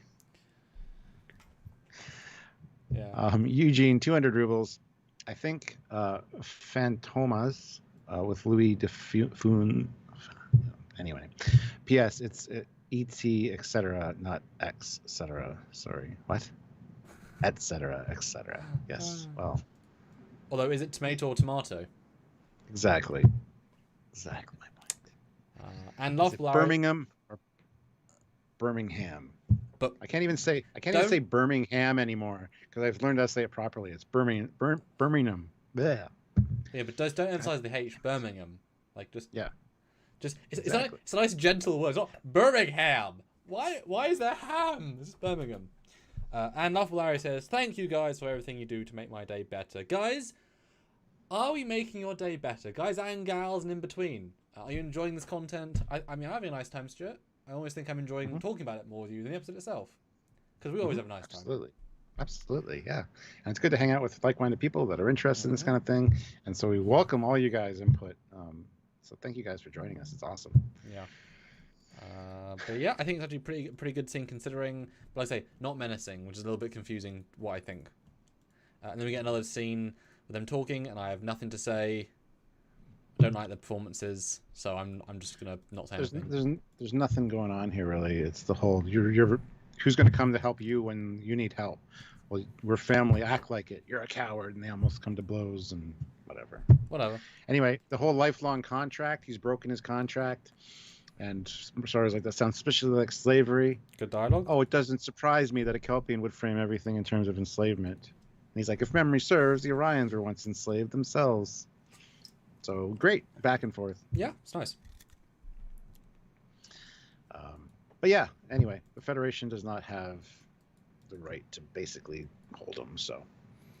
But then she communicates with the guy, which is a bit confusing because the way it's played, and she says, boy, your security system's really cool. I have to bounce around 8 things to get here. So it's like, I mean, so he's not taking your call, so you had a sub. What are you saying here? I don't get what you're saying. It implies that she doesn't know where he is, which is stupid because when she starts firing on the planet in a second, he looks out the window at the explosions. So even if she didn't know, she knows now, dumbass. Yeah. And it's like, there's only so... I think it's to show that she's not supposed to know where he is, but she obviously does because she's traced it through all 8 steps and she knows exactly where he's at. But it's like, just call him. Like, doesn't matter where he is, he'll just pick up the call. It's a very odd set of dialogue. Doesn't really make sense. It doesn't work very well. And it's one of those classic scenes where I have leverage on you. Well, I'm not going to do anything. Okay, your kids will die then. No, I'll let them die. Okay, I'll start bombing you. Okay, I'll give in. It's like, just skip to the end. You know, fight back or do what she says. You know, it's like, this isn't an interesting scene. It's the same thing played out. It's not interesting, you know. But I do like those she tries every step before murder. To be fair. But all I kept thinking of, why haven't they gone and bought a replicator to make this anti-thing? Like, you have these worms, you have warp drive, you have... Why is this still a thing after decades? I don't know. MKW puts in £2. I'm not sure if this hollow screen is an upgrade. Definitely isn't. Yeah. Olivia Julius, $5. He's a Twilight vampire. He's glittering. Yeah. Well, then we get the bombardment from orbit of the... I was really confused here. Like, first of all, this looks very Star Wars with the turrets and stuff firing. You see them impacting, that's fine. And then right before it fades to black, it looks like they pan over the forest and then it's like hitting water. I know it's just the force field, but I didn't realize this at first. Then they come back from the break for some reason, and it looks like, again, they're hitting water and they go below the water and you see the forest. I'm like, is there a forest under the water too? Oh, wait, that's defense field. I know they've referenced it a few times, but it doesn't look like it doesn't translate well visually, I don't think. It's poor. It's really poor. And again, gas explosions of a laser weapon. But they say photon torpedoes, but if you're firing this many photon torpedoes, it must be a very powerful shield, but... Probably. But then it's not, because they managed to take it out within 5 minutes, they say. But then she also threatens to destroy lots of the field, and yet it'll take 5 minutes to take it down. And yet you get through one part of it in about a minute until you attack Book and whatever. And why is she launching... You know, photon torpedoes are quite annoying to make. Why is she launching, like, 30 in a barrage? I mean... and why they look like disruptors, it's poorly thought out. And as I said before, this is just crunch time. They're not putting much thought in. They can't... Yeah, poor design for a shield. Blue reflective water looking shield above clear looking thing. It's super hard to see, especially in stills. And again, petro explosion need to be a boomf and a go green. It needs to be something like that. It's very strange. So anyway, they need to stop her, essentially, but Discovery can't fire on them because we can't see the new advanced weaponry, because how dare we?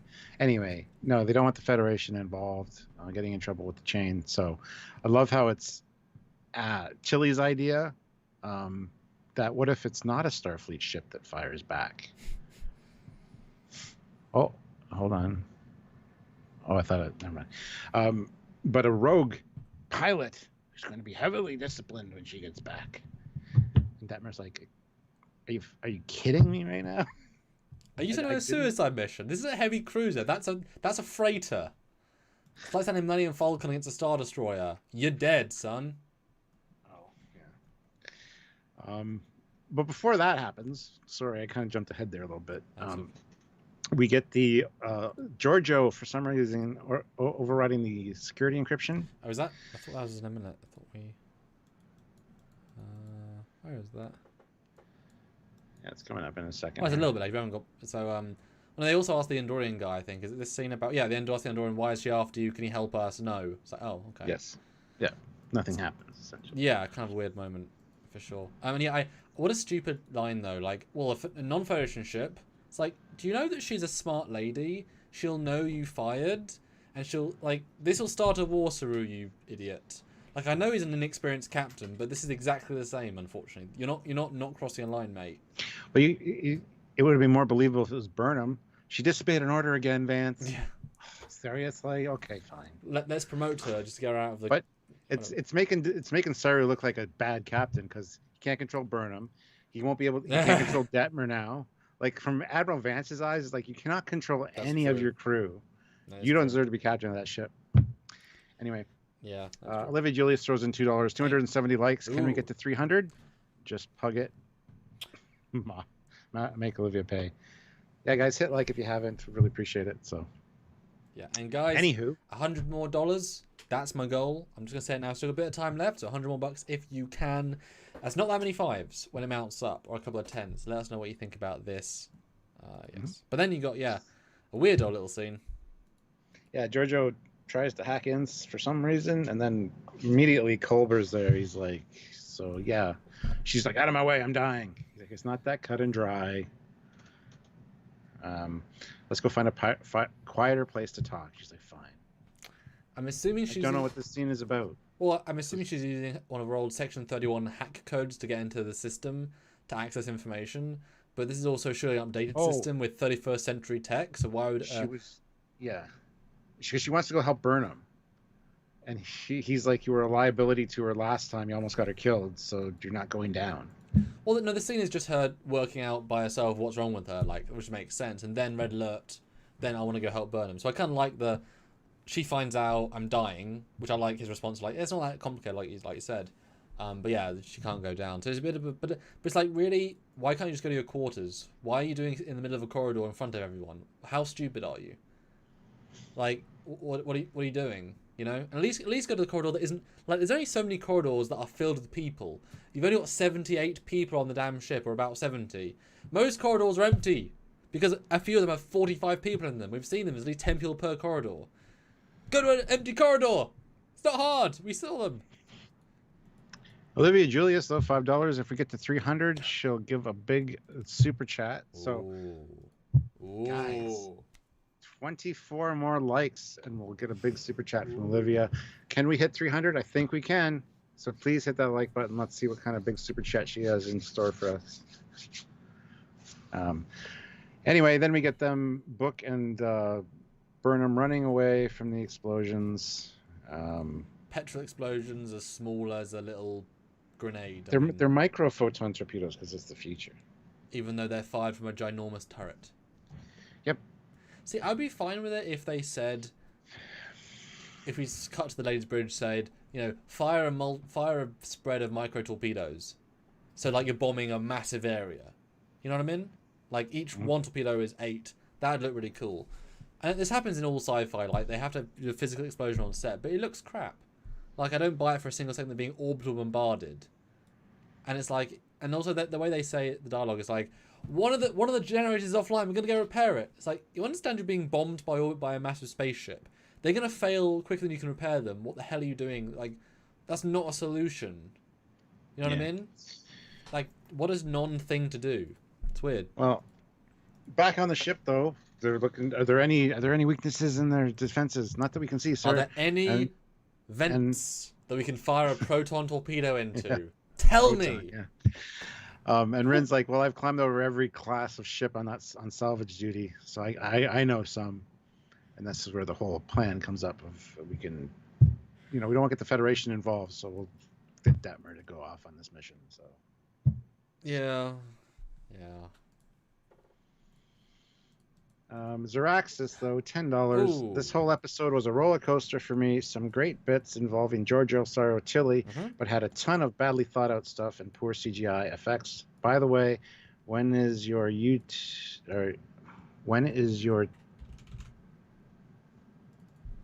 TY coming out? What's that mean? What's TY? Don't know. Clarify. But that bottom of the Discovery, quite nice. I liked it. I thought it was actually quite nice. I like the new angles. Yeah. And Zeraxis, I agree with you. As I sum it up, everything on the ship is good. Everything not on the ship is not. It's pretty simple. Which is unfortunate because so much is off the ship. Yeah. Fleet Pause Swiftback, $2. Dagum advert. Never fear. Fleet Pause here. We have 292 likes, guys. 8 more likes to get to 300. Super. So hit that like if you haven't. And Josef Petrick throws in €2. Have no money. I am married. Haha. That's funny. I'm just going to quickly go to the toilet, so I'll be back in a moment. But I put you on the start of the shootouty bit. Yeah. Etc. Back in 1 minute. Sean Wright says TY equals Trekyards. No, Trekyards is one word, and that wouldn't be what Zeraxis is talking about. When is the next Trekyards Originals coming out? That's what I meant. Oh, I'm not sure. That's definitely a Samuel question, so not sure. Videndor throws in $2 with Carry On with no Keep Calm, but we will keep calm and carry on. One more like to get to 300, guys. Hit that like button if you haven't. If you're one of those people out there that haven't hit that like button. Very important. I'll wait. Yes, we see the book ship launch out of the bay and go on this attack run. Detmer even asks, what's my target? Where the gun wall meets the aft nacelles. 302 likes. There we go. We hit our 300 goal. Thank you so much, guys. It's very important and very appreciated. Olivia Julius throws in $5. 300 likes. Big super chat. Hashtag make Olivia pay. Well, thank you, Olivia. That is awesome. Thank you so much. Sir Leonard Nimoy's music career. What do you think of Star Wars making Trek canon?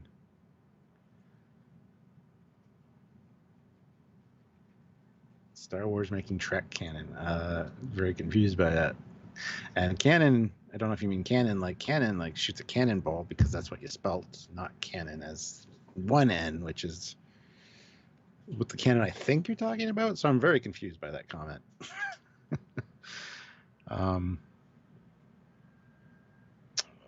Yeah. And then the Andorian gets freaked out by the cat, which is very funny, yes. What is this, some kind of pet? But yeah, I mean, the look on his face with the cat is awesome.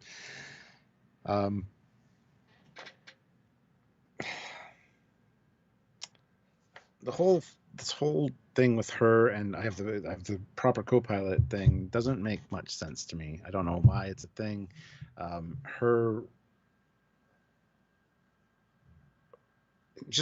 Detmer, I just can't stand her personally, so I don't know if it's just me or if it's just she's annoying in general. I don't know if it's just me that finds her that way, but I can't really stand her character. But yeah, shields are instantly down to 80% right off the hop at this point, and they're still getting pummeled. You see the shield impacts, boom, boom, boom. It's just a little bit too much.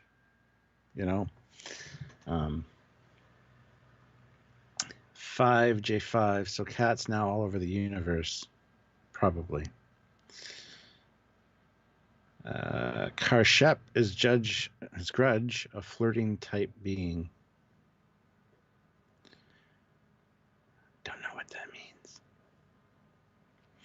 Happiest Gnome says, I don't mind Detmer. I mean, she's not as bad as she used to be, but still not my favorite for sure. We'll wait till Sammy gets back, so I don't want to get too much into this. I know he has some stuff to say about this battle, so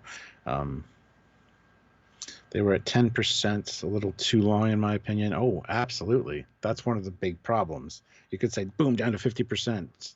We gotta do some evasive maneuvers and actually like see them. Then I could buy that the last 50 was very difficult to get down.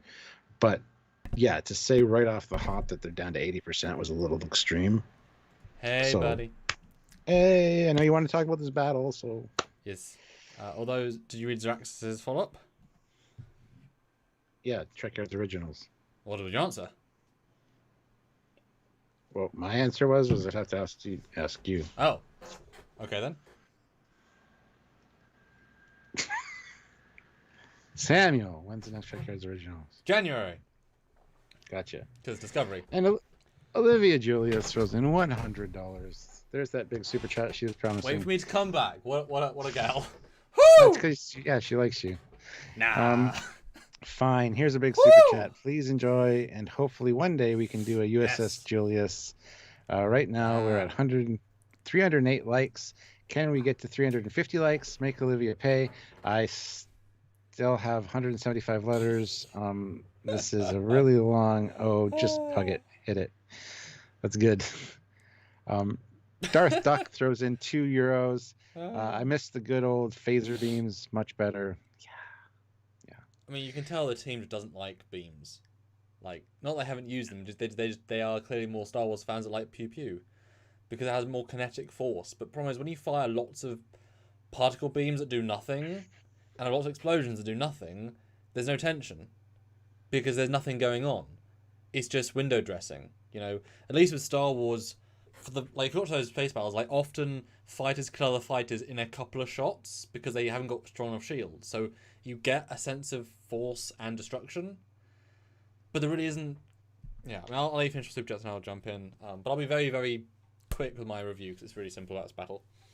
Yeah, Captain Chili Bina puts in $5. Kept thinking Detmer was going to crash because she wasn't looking where she was going for so long when talking to Ren, and couldn't tell what she was doing, maybe. Fleet Paw Swift back $2. $5 says Sam thinks the battle was shit. Place bets. I mean, the problem with the battle is it's barely even a battle. As I said in another review, this scene is clearly an expression of they're working from home, they've limited time, limited renderability, they've got to make a low-end 3D model of a ship that is absolutely bottom bar standard. There's no physical detail. Everything's a clone of the turrets. Everything's a texture. Everything's a bit. Before you continue, you're going to flip through some of the battle scenes while you're talking about the battle, because it might be good to see the petrol explosions and stuff that you're talking about. I love I've coined that phrase because it's such a good phrase. But you can see the model of the ship. I mean, there's no physical details. All texture. Those glowy things aren't windows. The ship's not big enough, so they're just lights. They're meant to imply windows, but there's a complete disconnect there. I mean, you can see even how harsh some of the angles are. It's a really, I mean, this is like a weekend build maximum. And not that say it's a bad thing, just you can tell this battle is we had no time, because almost all the shots, like 90%, are just. I mean, it's a fun idea of a shot if it was part of a really interesting battle, but they're just from the perspective of the thing doing this, and you have no idea what you're looking at behind it except ship. Things are exploding. You can't really tell what is being hit, but not. It's we have no confidence in our ship. We have to have lots of lens, lots of motion blur, and it's the same sort of angle. It's just going around the ship. It's a depressing battle, which is one of the worst in all of Star Trek, because it's barely even a battle. And the fact they say 10% shields about a third into the battle, and yet she lives with 10% shields, having gone from 90 or 100 to 10 in the first 55 seconds, is silly. Yeah. And it was a massive disconnect between actors, script, and CGI, and it's slightly embarrassing. But again, I think they just did not have any time, didn't want to put any money in, and it feels it. It's a completely ignored battle. It's bad. Yeah, and I agree with Alyssa Jericho, who says I don't buy this limited time bullshit. They had less time in the Berman era, and they did. They literally had a week to roll out each new episode. And the shots but were they expensive. had a dedicated. Yeah, exactly. They had a dedicated team specifically for that, which knew the. But anyway, Well, I mean, and now because of COVID and people working from home. I mean, this show does have a dedicated team, but its team is part of another company that does lots of projects. You work on lots of things. Pixelmondo serves a lot of. It's actually one of the bigger production houses, but it's just some people work on this. No, like in-house team. Whereas Voyager and Enterprise, it was like we exclusively hire one company and they work almost entirely on this show, etc. And Rob Bonchoon worked almost always all his time was always on Trek, etc. But like I say, I just chalk this down to at home, but it's one of the worst battles in Star Trek. And then you get one of the stupidest lines. Book looks up at a ship that is barely in orbit, and he's like, I can see my ship, even though we know how big it is, it's tiny, and you cannot see... Wait, is that my ship? Again, the actor has no idea what the CGI is doing, and the ship is clearly not in the atmosphere, given the scene. But you literally cannot see... Because you can see the explosions, you know how big the explosions are to the ship. They're bigger than the ship. There's... I mean, I know... It would have been great if the ship got hit and like tumbled down into the atmosphere, had some burning up effect as it came in, actually got near the surface, and then Detmer got control of it and took back off. And he said, "Wait, is that my ship?" That would have made sense. But yeah, there's no way he'd be able to see it from where they were for sure. Obviously, the caveat could be he's an advanced human. He has better eyesight. Ooh, maybe. But that's like if it was Saru. Fine, but that's a cop out. Yeah. You know, they aren't superhumans; they're just people. Although Len Nimoy, music career, as a comment, yeah. What would you like? What would you do if Official Trek honoured your channel by naming a ship after you, but you hated the design? Still honoured by it.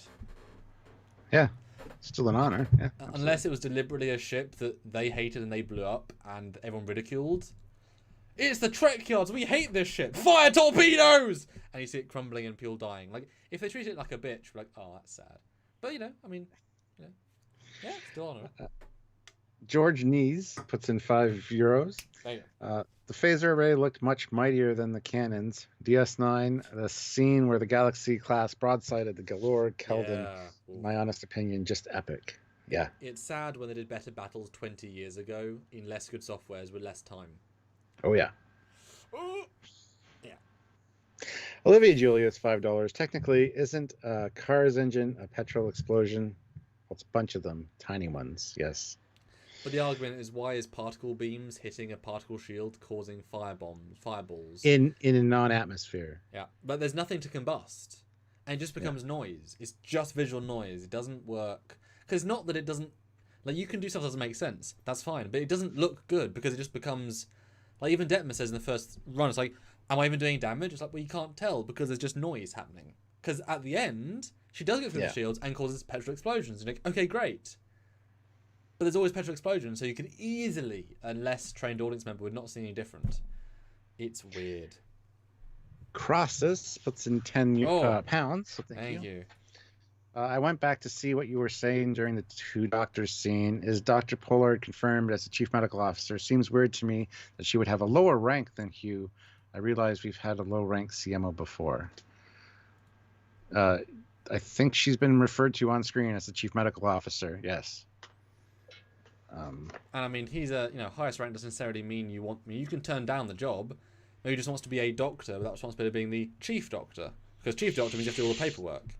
Remember, he was dead. It's like Mariner. Why can't I just be the best ensign I can be? I don't want to get the promotion and the extra work. And I don't think she was in it in season 1. Because if he died, she was then chief. He came back, chose not to be. Remember, he wasn't acting officer until the end of the season. And that was only like a few weeks ago. So why would you let your ex-dead officer take over, even if he was CMO, etc.? And if they haven't shown the chief medical officer, then why are we focusing on 2 side doctors and never the main one? When we only ever see her doing main things, it seems unreal. I mean, it is Discovery after all, but yeah. Squadron Course, $2. That model obviously needed more feedback and polish. Yeah, we have an episode coming out about the ship specifically. Oh yeah, we did that. Yeah, it's just not a good ship. But then we get a fan film fight.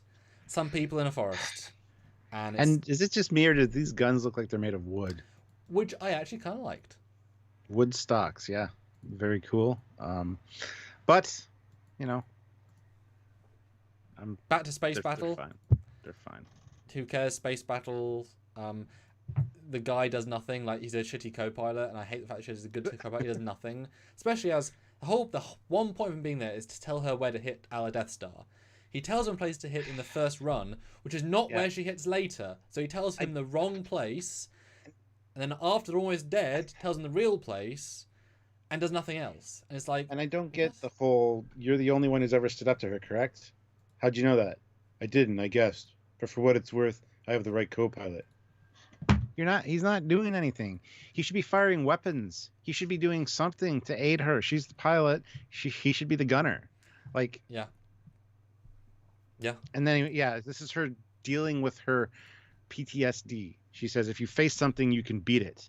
And that is exactly what we're going to do right now. And she gets all determined. Which is not always the case anyway. No. And then she computer suspend automatic controls, full manual control, which is the dumbest bullshit ever. First of all, as you pointed out, they're actually just VR controllers. Pretty much the same thing. Every pilot learns how to fly manual before the auto, aids come into play. So I don't see why. This is how I learned how to fly. Yep. And every other helmsman in the fleet. Good job. Yay. And also, this is manual on a ship that's now 900 years older than you. So these are controls you've never used before. Yeah, exactly. Manual controls aren't going to be the same as when you can't have holographic. Because remember, this is pre-TOS. You didn't have holographic controls. So you had manual controls that were connected that didn't float. So you'd never done this before. Ever. Yep. And obviously, you're clearly using feedback that you never had before as well. Yeah. Bothers me.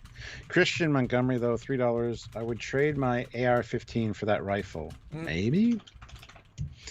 And Joseph Brown throws in $5. Bad writing bug was killer this episode. Yeah, this is not a good episode, unfortunately. Book and his brother, who's clearly a stunt double in some of the scenes, has a little bit of a scuffle and ends up that Book actually takes the gun from Burnham and gives it to him, and after he super awkwardly takes a knife from the other guy. It's a very poorly choreographed fight, and it seems weird that he's focusing on the guy. There's a lady with a gun 1 foot away. I know he's not a soldier, but talk about lack of awareness.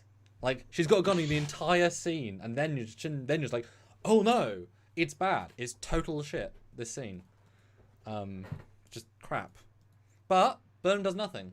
So I give the credit for the scene not giving her anything to do. But yeah, move on. It's bad. It's not good. More non-space shit. Just shit. And she's firing on 10% shields despite still getting hit. Okay. Yep. Whatever. There's no tension at all. Well, this is where he's acting as co-pilot, because he says 8 degrees aft, straight down. That's the weapon system generator. Why don't you tell me from the first place, you little fuck? It's so Star Wars. It's like, looking for the exhaust port. Just tell him in the first place. You show a scan, you point there. She does a run. And I still don't believe that a freighter can take on the flagship of the Emerald Chain to take down its shields, take down its weapons in minutes. We're not sure it's a flagship. It's just a heavy cruiser. But it's her personal ship she's chosen. Yeah, but it doesn't mean she's the head of the Emerald Chain. She's the head of this area, maybe, or this. I still don't buy her as the big baddie. Well, I'm just saying, as far as we know, I agree with you. But as far as this is how they've been telling us. But the Viridian is standing down now, Captain. Look, damage. We've zoomed in on it. And you can see how shit the detail of the model is. Like, there's nothing there. And it's like, you know that torpedoes and phasers are controlled via different subsystems, and you haven't hit the bridge or anything? So you would think they would start charging phasers, replicatable matter torpedoes, particle weapons. This ship can probably outgun you in a good day. It's just... At least I appreciate the fact that the lady's like, oh, you guys are going to die. Like, you've made war. Which I liked, because, you have. This is a personal attack. Yeah, I promise you'll feel the full weight of the chain. Yeah. George Nees throws in €2. 8 degrees somewhere. Oops, where are somewhere else? Yeah. And Carl says, you guys are in a very critical mood today. Carl, we review each one as it comes. Some people say we've been overly positive this season by giving many things a pass and giving high scores. Some people have been too negative by giving things 8s and 7s. So we only call out what it is. This is a bad battle, and we're not going to call it a good battle if it's a bad battle. The effects might be okay, but we've got to be fair. That's why people trust us, because if it's good, it's good. If it's bad, it's bad, and we can always justify why. But this is not a good episode. And this is the worst thing. This is the worst bit of the episode. Like, we were quite positive actually at the start with all these good scenes. This is the worst bit of the episode, so of course we're going to be critical. The Georgiou and the Doctor scenes are great, like fantastic. It gets progressively less good. Like this next scene, again, fan film, the thing. I was sleepy at this point. The ship warps out, and he's like, "That's it. We will starve." Or a replicator, a different sort of meal. And then you have a son? Sweet, man. Oh, that's cute. I like that. Just fine. Yeah. But it's like, why don't you just put, like, you obviously have spaceships because you're the future. Because also the guys that we have no crews in the system, they obviously have spaceships. Just plant the food on a different part of the planet. Like, why is this you know what I mean? It seems like a non-problem.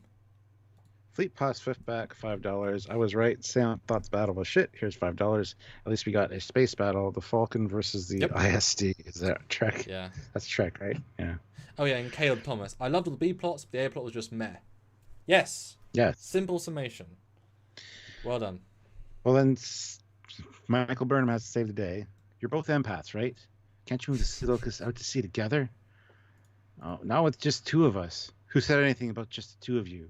Cut to Discovery. Hard cut. We've isolated the electromagnetic connection between the sea locusts. We'll amplify it, same as they did on Kaminar. Okay, science ship, got it. Fine, work. That'll be great.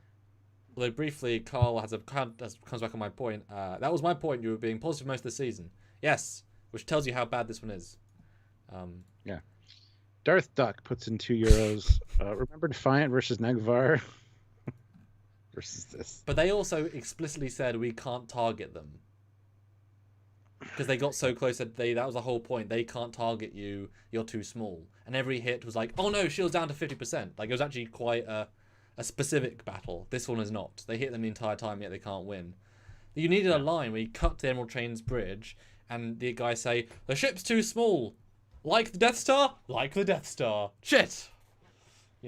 Wait, a ship that small doesn't have a cloaking device? The Burrell's smaller than that. Which was that? Actually, when was that? I remember that. That's from Star Wars. No ship that small has a cloaking device. What cloaking device? Why is it never brought up again? But yeah, so my thoughts on the whole thing. I'm a mixed mind about Discovery. The fact that this is the only thing Burnham does. She saves the day, but any officer could do this.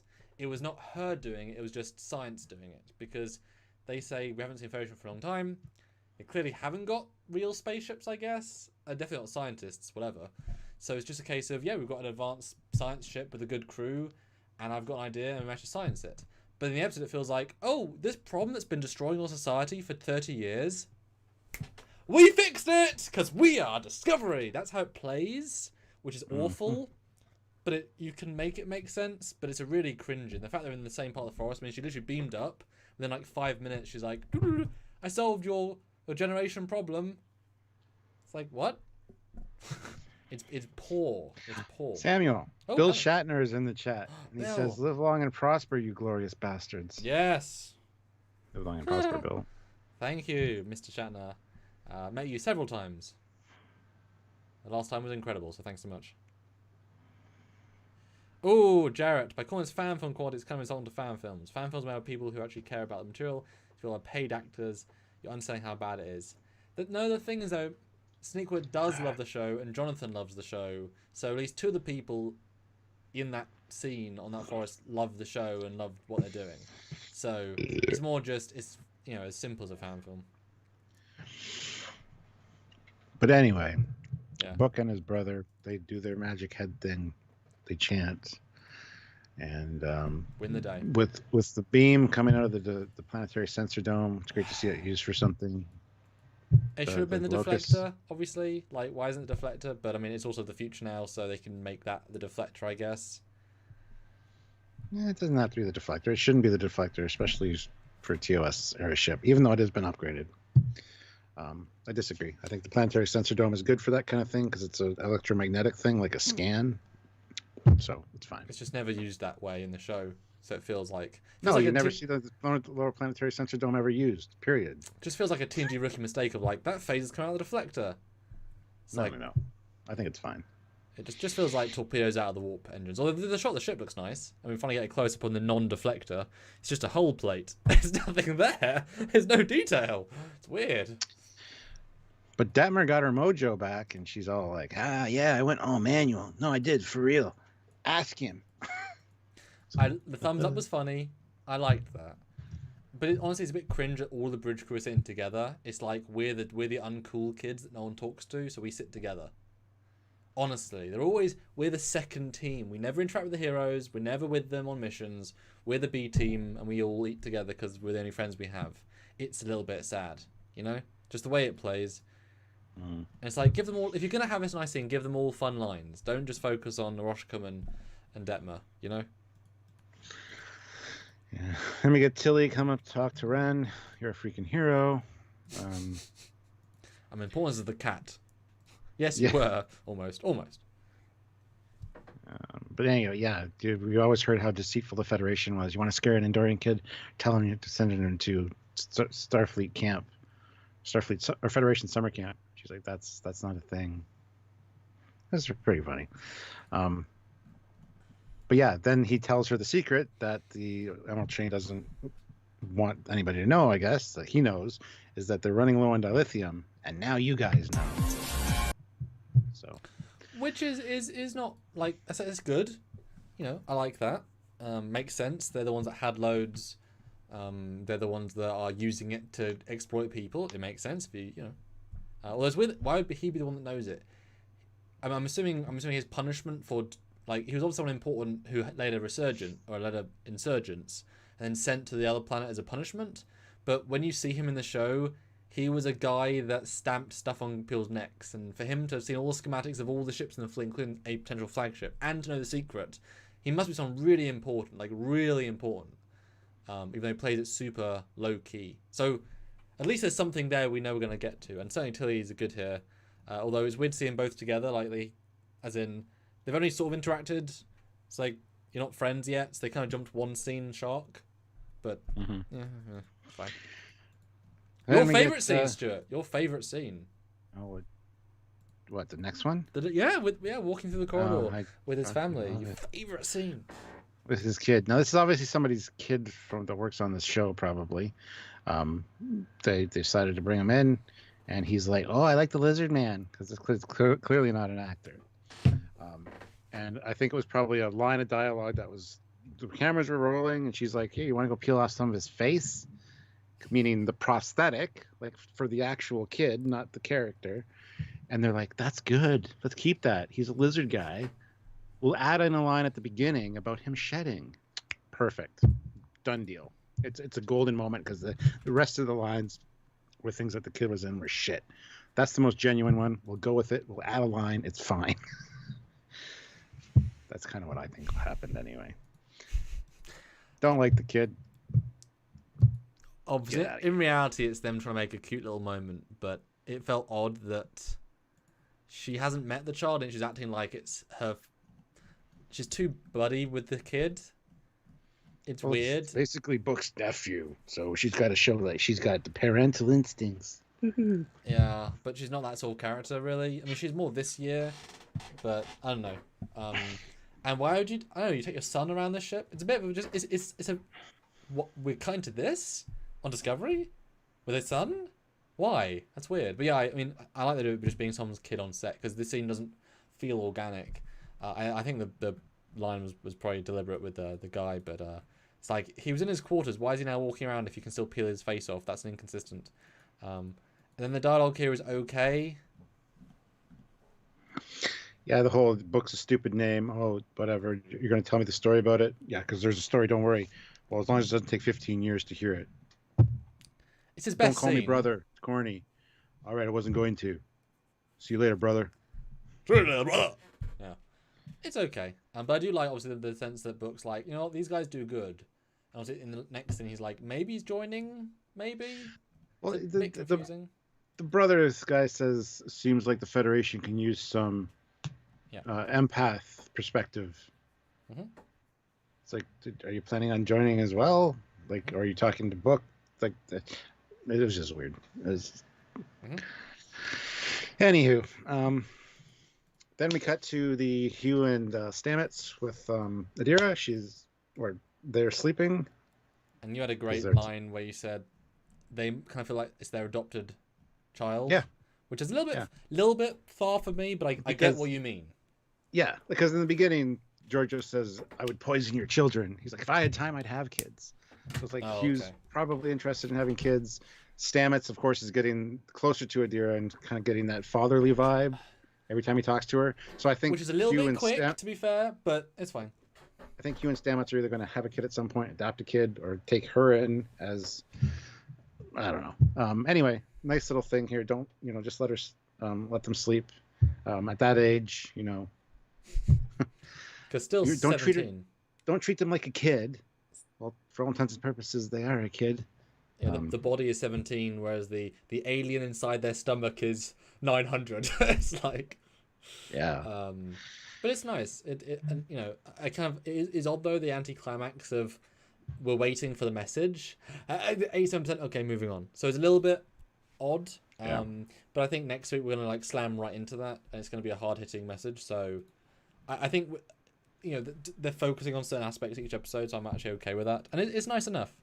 They're when these two are given lines that are good, they're good, as is the case with most of these people. And it's a fair scene. Everyone does a good enough job. Olivia Julius throws in $5. Hey, we're gonna see this guy named Fleetpaw, and we can help heal his face. Ew. Tenchi 2K7 $2. Let me tell you something, brother. Yeah, it's Hulk Hogan. Yeah, that's why I was. Yeah. Yeah, and then here we get the whole, your nephew's hilarious. So you're thinking of joining the Federation. Well, looks like my ship's been hit by a dozen photon torpedoes. It was actually only 8. No, fine, I'll go repair your ship. It was more than 8. But I like that she's fixing the ship. That's really quite cute. Because she's clearly like sleeping there as well. Like that's actually like her sex den. I mean her home. That's exactly what it is. So he's like, Burnham, why aren't you here tonight? Girl, I'm getting laid. It's like, okay. But great caveat, great. Bill Shatner is really trying to make us read something, I think. But I'll read it. I'll read it. I wish there was more passionate, creative, handsome lads. I had a handsome, like the fellas at Trekyards running things at CBS. They really know what makes Trek. Thank you. Hey, thanks. If you are Bill Shatner, you got a lot of clout. I'd throw that around. Put it in good word for us. But obviously you're not. But thanks, appreciate that. Or to be fair, if either of us actually led Trek, we'd both be more like restrained in our fandomness, because we're here as the, not fan police or anything, but hold it to account. But it's different if you make a show, etc. Yeah. Fleetpaw Swiftback $2. Cap, I thought you refreshed Sam for me. As a co-host. For like 5 minutes, that happened. I remember seeing that. Oh yeah, well that was just a quick But I like the chemistry of these two here. It's a lovely little scene. I like their acting. I like their discussing. I like the way she walks off, and she's clearly like, like I said earlier, I really like your planet. I like you seeing it. They're just like it's the dripping of I love you. Like they're not there yet, but they want to say it. It's really nice. Lovely acting from both of them. And I believe it seems genuine. It seems genuine for sure. And Sonequa was clearly really enjoying it. And again, so much better than 1 and 2. And it, like I say, it does really. I mean, I know, Shazad Latif, Tyler Volk was a really weird character to love, but as in chemistry-wise. But these guys have chemistry, and they did not. And so ends said episode of Discovery. Yay! With Burnham fixing his ship. I guess she is less busy now. She's not XO, and there's no science going on because they're just at Starbase.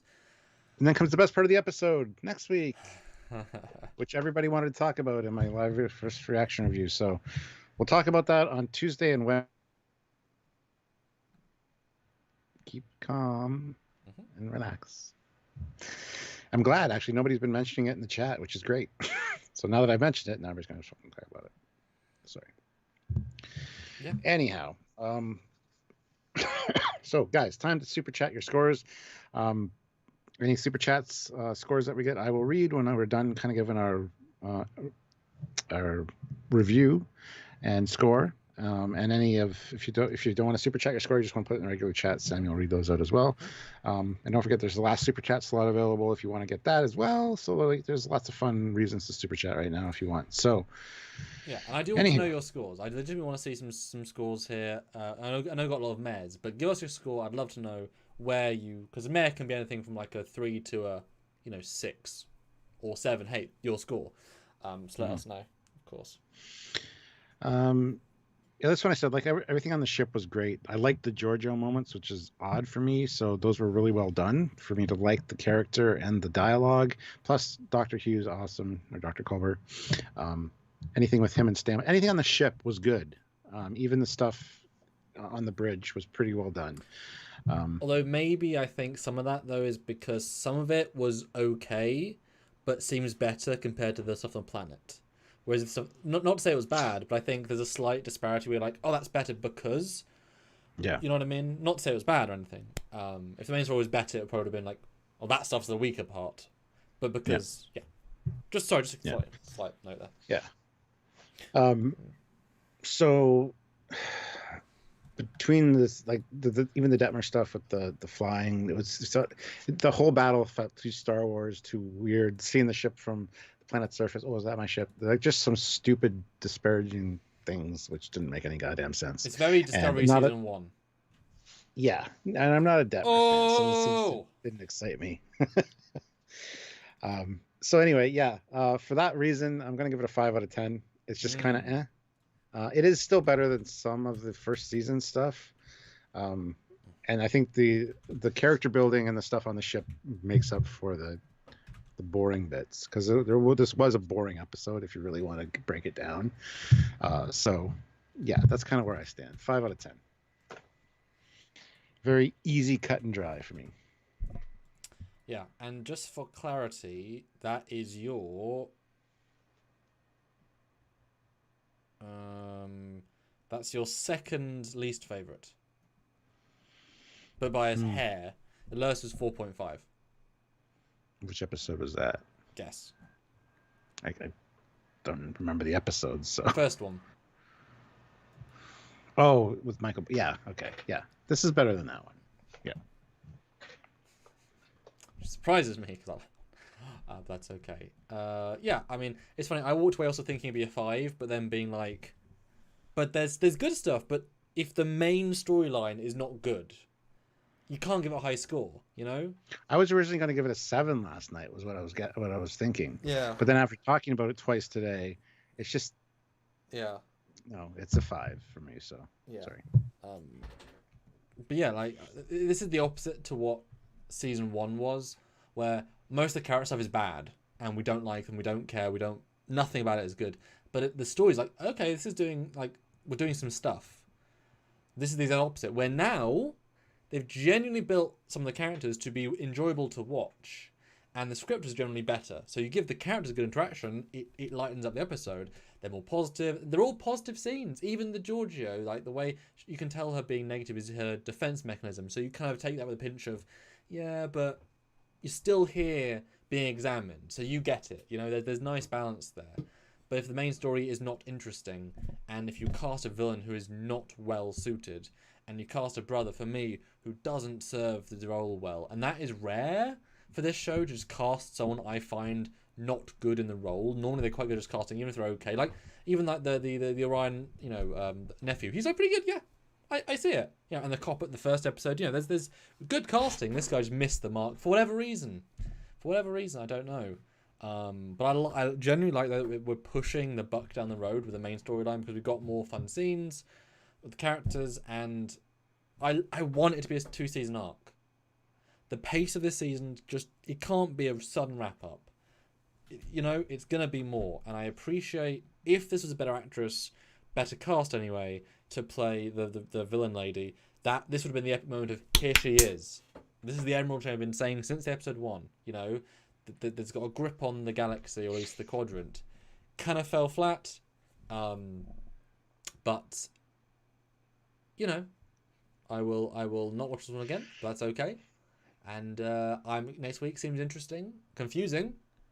But the fact that they made the Georgiou stuff better this week, because it's been a real low bar for me every single time, as for you as well, gives me more interest in next week. Even though I hope it'll be a split, as we often have. Burnham doing a plot, as in a plot, not the a plot, and then a second plot. So I think that'll be next week.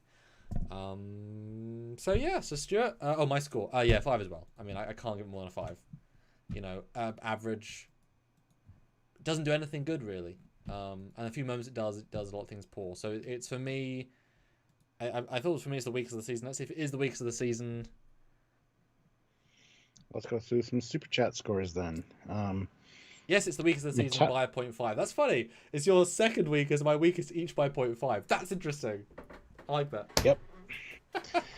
All right. Metallica fan 1442, £5. It may have been the best episode of Discovery season 3. May not have been the best. Oh, we didn't put not. It may have been the best episode of Discovery season 3, but it was still better than most of Picard season 1. I think you missed a not in there. Please clarify. Yeah, this would probably be more enjoyable than most of Picard. Yeah, I would say so. Well, the characters are better. Yeah. Yeah. Olivia Julius, $2, 3.5. Oh. I don't know if that's out of 10 or out of 5. She usually does it out of 5. That's a very important clarification. Tenchi 2K7, $2, 5 out of 10 for Discovery. Better than most seasons 1 and 2.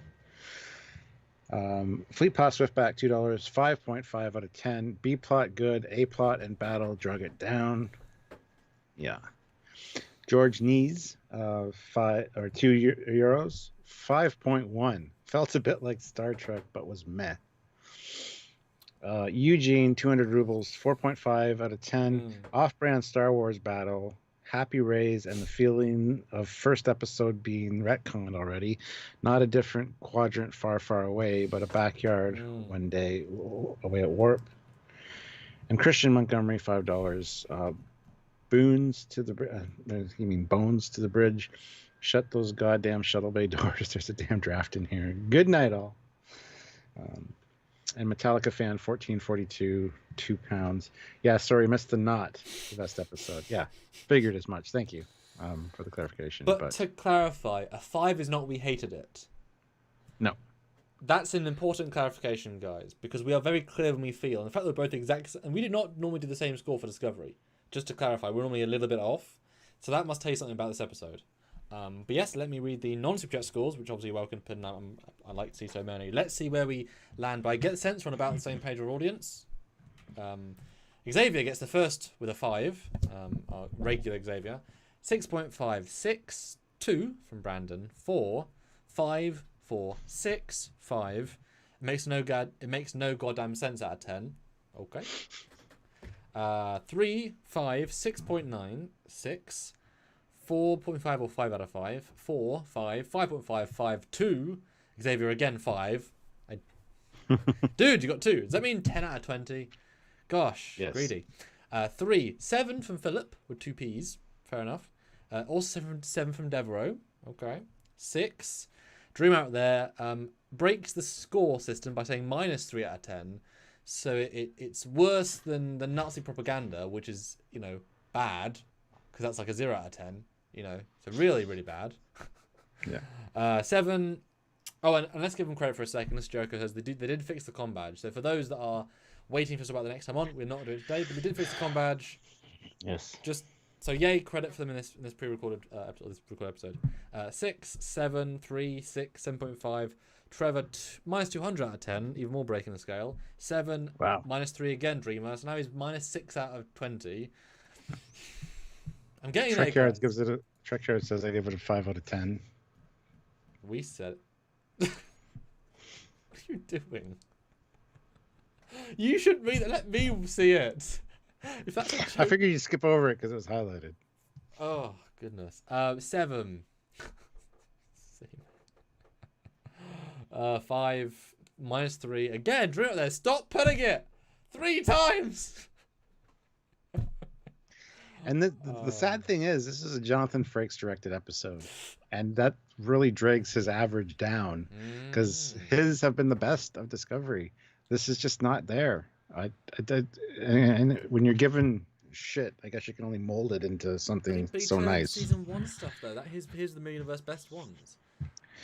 Thing is, what was Frakes about this episode? I'm trying to think. Yeah, I'm. But you've got to imagine, if you're given a forest, what can you do with the forest? Apparently nothing. You know? Like, you're not given a set, you're given a star.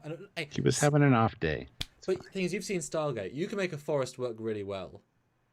Again and again and again and again for 7 years, 10 years. They did not do that here. Even like Pavo, right? That was a forest. They did well. That was a weird. Yeah. But they made it look alien. That's one of the things too. Changing the hue of the leaves and stuff. That's all it would take. Which they did here. I mean, that was not the color of the forest. It was color graded. It was. I could go get the picture of a forest just like that right now.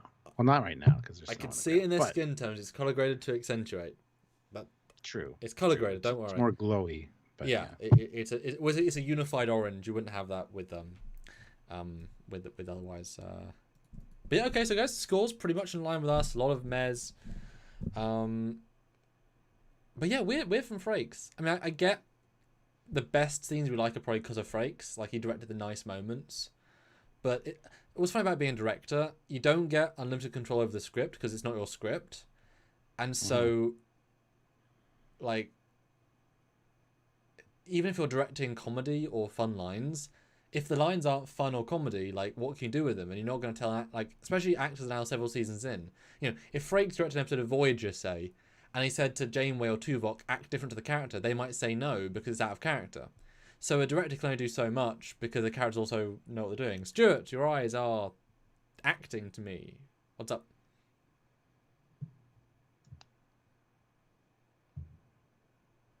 I'm Snapchatting. All right, Stuart. I'm just looking at the filters. Stuart is checked out. So last super chat, guys, and we'll end out. I'm not checked out. I'm listening to you. Sure, you said are. Something about things. See. Oh, that's good. It's good stuff. So last Sorry, I got a super chat from Cassie, so I was just a super chat from Cassie. What? No super chat. A Snapchat. I said. Cassiopeia Foley, $5. Get off the line, Dad. I need the internet. Just got a picture of me with the microphone showing in front of my face that I'm still on live. So, and then I started playing with the filters. So my bad. But Metallic Fan 1442 is last super chat.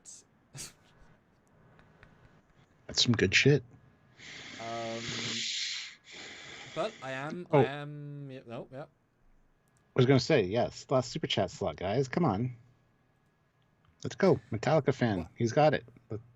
And 6 more likes. 5 more likes. Come on, round us up. 350. That's brilliant. And also, Olivia, you kicked butt. Real butt. There was butt. And it's sore now for how hard you kicked. Oh, my God. There we go. Fill the screen with that. It has begun. Sorry. They're kind of checked out now. Like I said. But I was still listening to you. I was still listening to what you're saying. Listening to me. Yeah. I always listen to you. I just sometimes don't hear you. So yeah. Yeah, thanks, Brian. All right, so we will see you. You'll see us tomorrow the next day. And then we'll see you Monday and Tuesday probably. And then, yeah, guys, look forward to the thumbnail I put for the predictions video. That'll be a hefty video. Look forward to that. Yes. And yeah, thanks. This was a fun one, guys. You made this one definitely more interesting for us. And a lot of people, a lot of super chats. Again, Olivia really kicked ass there. Thanks for another good week. Thank you very much, Olivia, by the way. Those huge super chats are awesome. So President is definitely presidenting over the people. Fleet Pass Swiftback, $2. Yeah. It's a forest of Foleys. Run. Into the forest you went. And it hasn't been color graded or corrected. It's fine. No, thanks, guys. Awesome. You'll see us this weekend. And still 244 people, which is brilliant. And hopefully you guys enjoy the last of the 5 episodes. coming into the final set. And you know what? I think they're going to stick the landing. And even if we don't like it in terms of what we would do, I think they're going to have it reasonably explained. They've built some, because we were not 8 in last year and thought this is going to turn out well. We were not 8 in. You know? I think we're going to get a brain twister at the end with the Discovery and the Nebula thing. It's somehow going to tie into Calypso, and we're going to be like, what? No, you'll be like, I told you so. You will just. You will release a whole video on YouTube saying, I told you so. It was Calypso. That's all it'll be for 2 hours. I told you so. I told you so. No, what you'll do is you'll get the admins to like go through all the lives and find the hard cuts of you, like take out all the votes you call it, including Calypso, and you know what you'll do? You'll go back, you'll find the same shirt as you wore in the Calypso original review. You'll refill it like new, saying, you know what I think this is going to end up being in the future. You know, you're going to move a whole bollocks section, and it's going to look incredible. You shouldn't give me ideas, Sammy. See, I called it 2 years ago. Fleet Pass Swiftback. Forest Foley. Metallica fan 1442 250 £2.50. Thanks for the stream, gents. Thank you, Metallica fan. You were the last super chat again for a second until Olivia sniped you with $5. 350 likes made Olivia pay, and we're at 352 likes right now. So thank you guys so much. I think we'll call that quits. Thank you so much. Sorry I was playing with Snapchat, but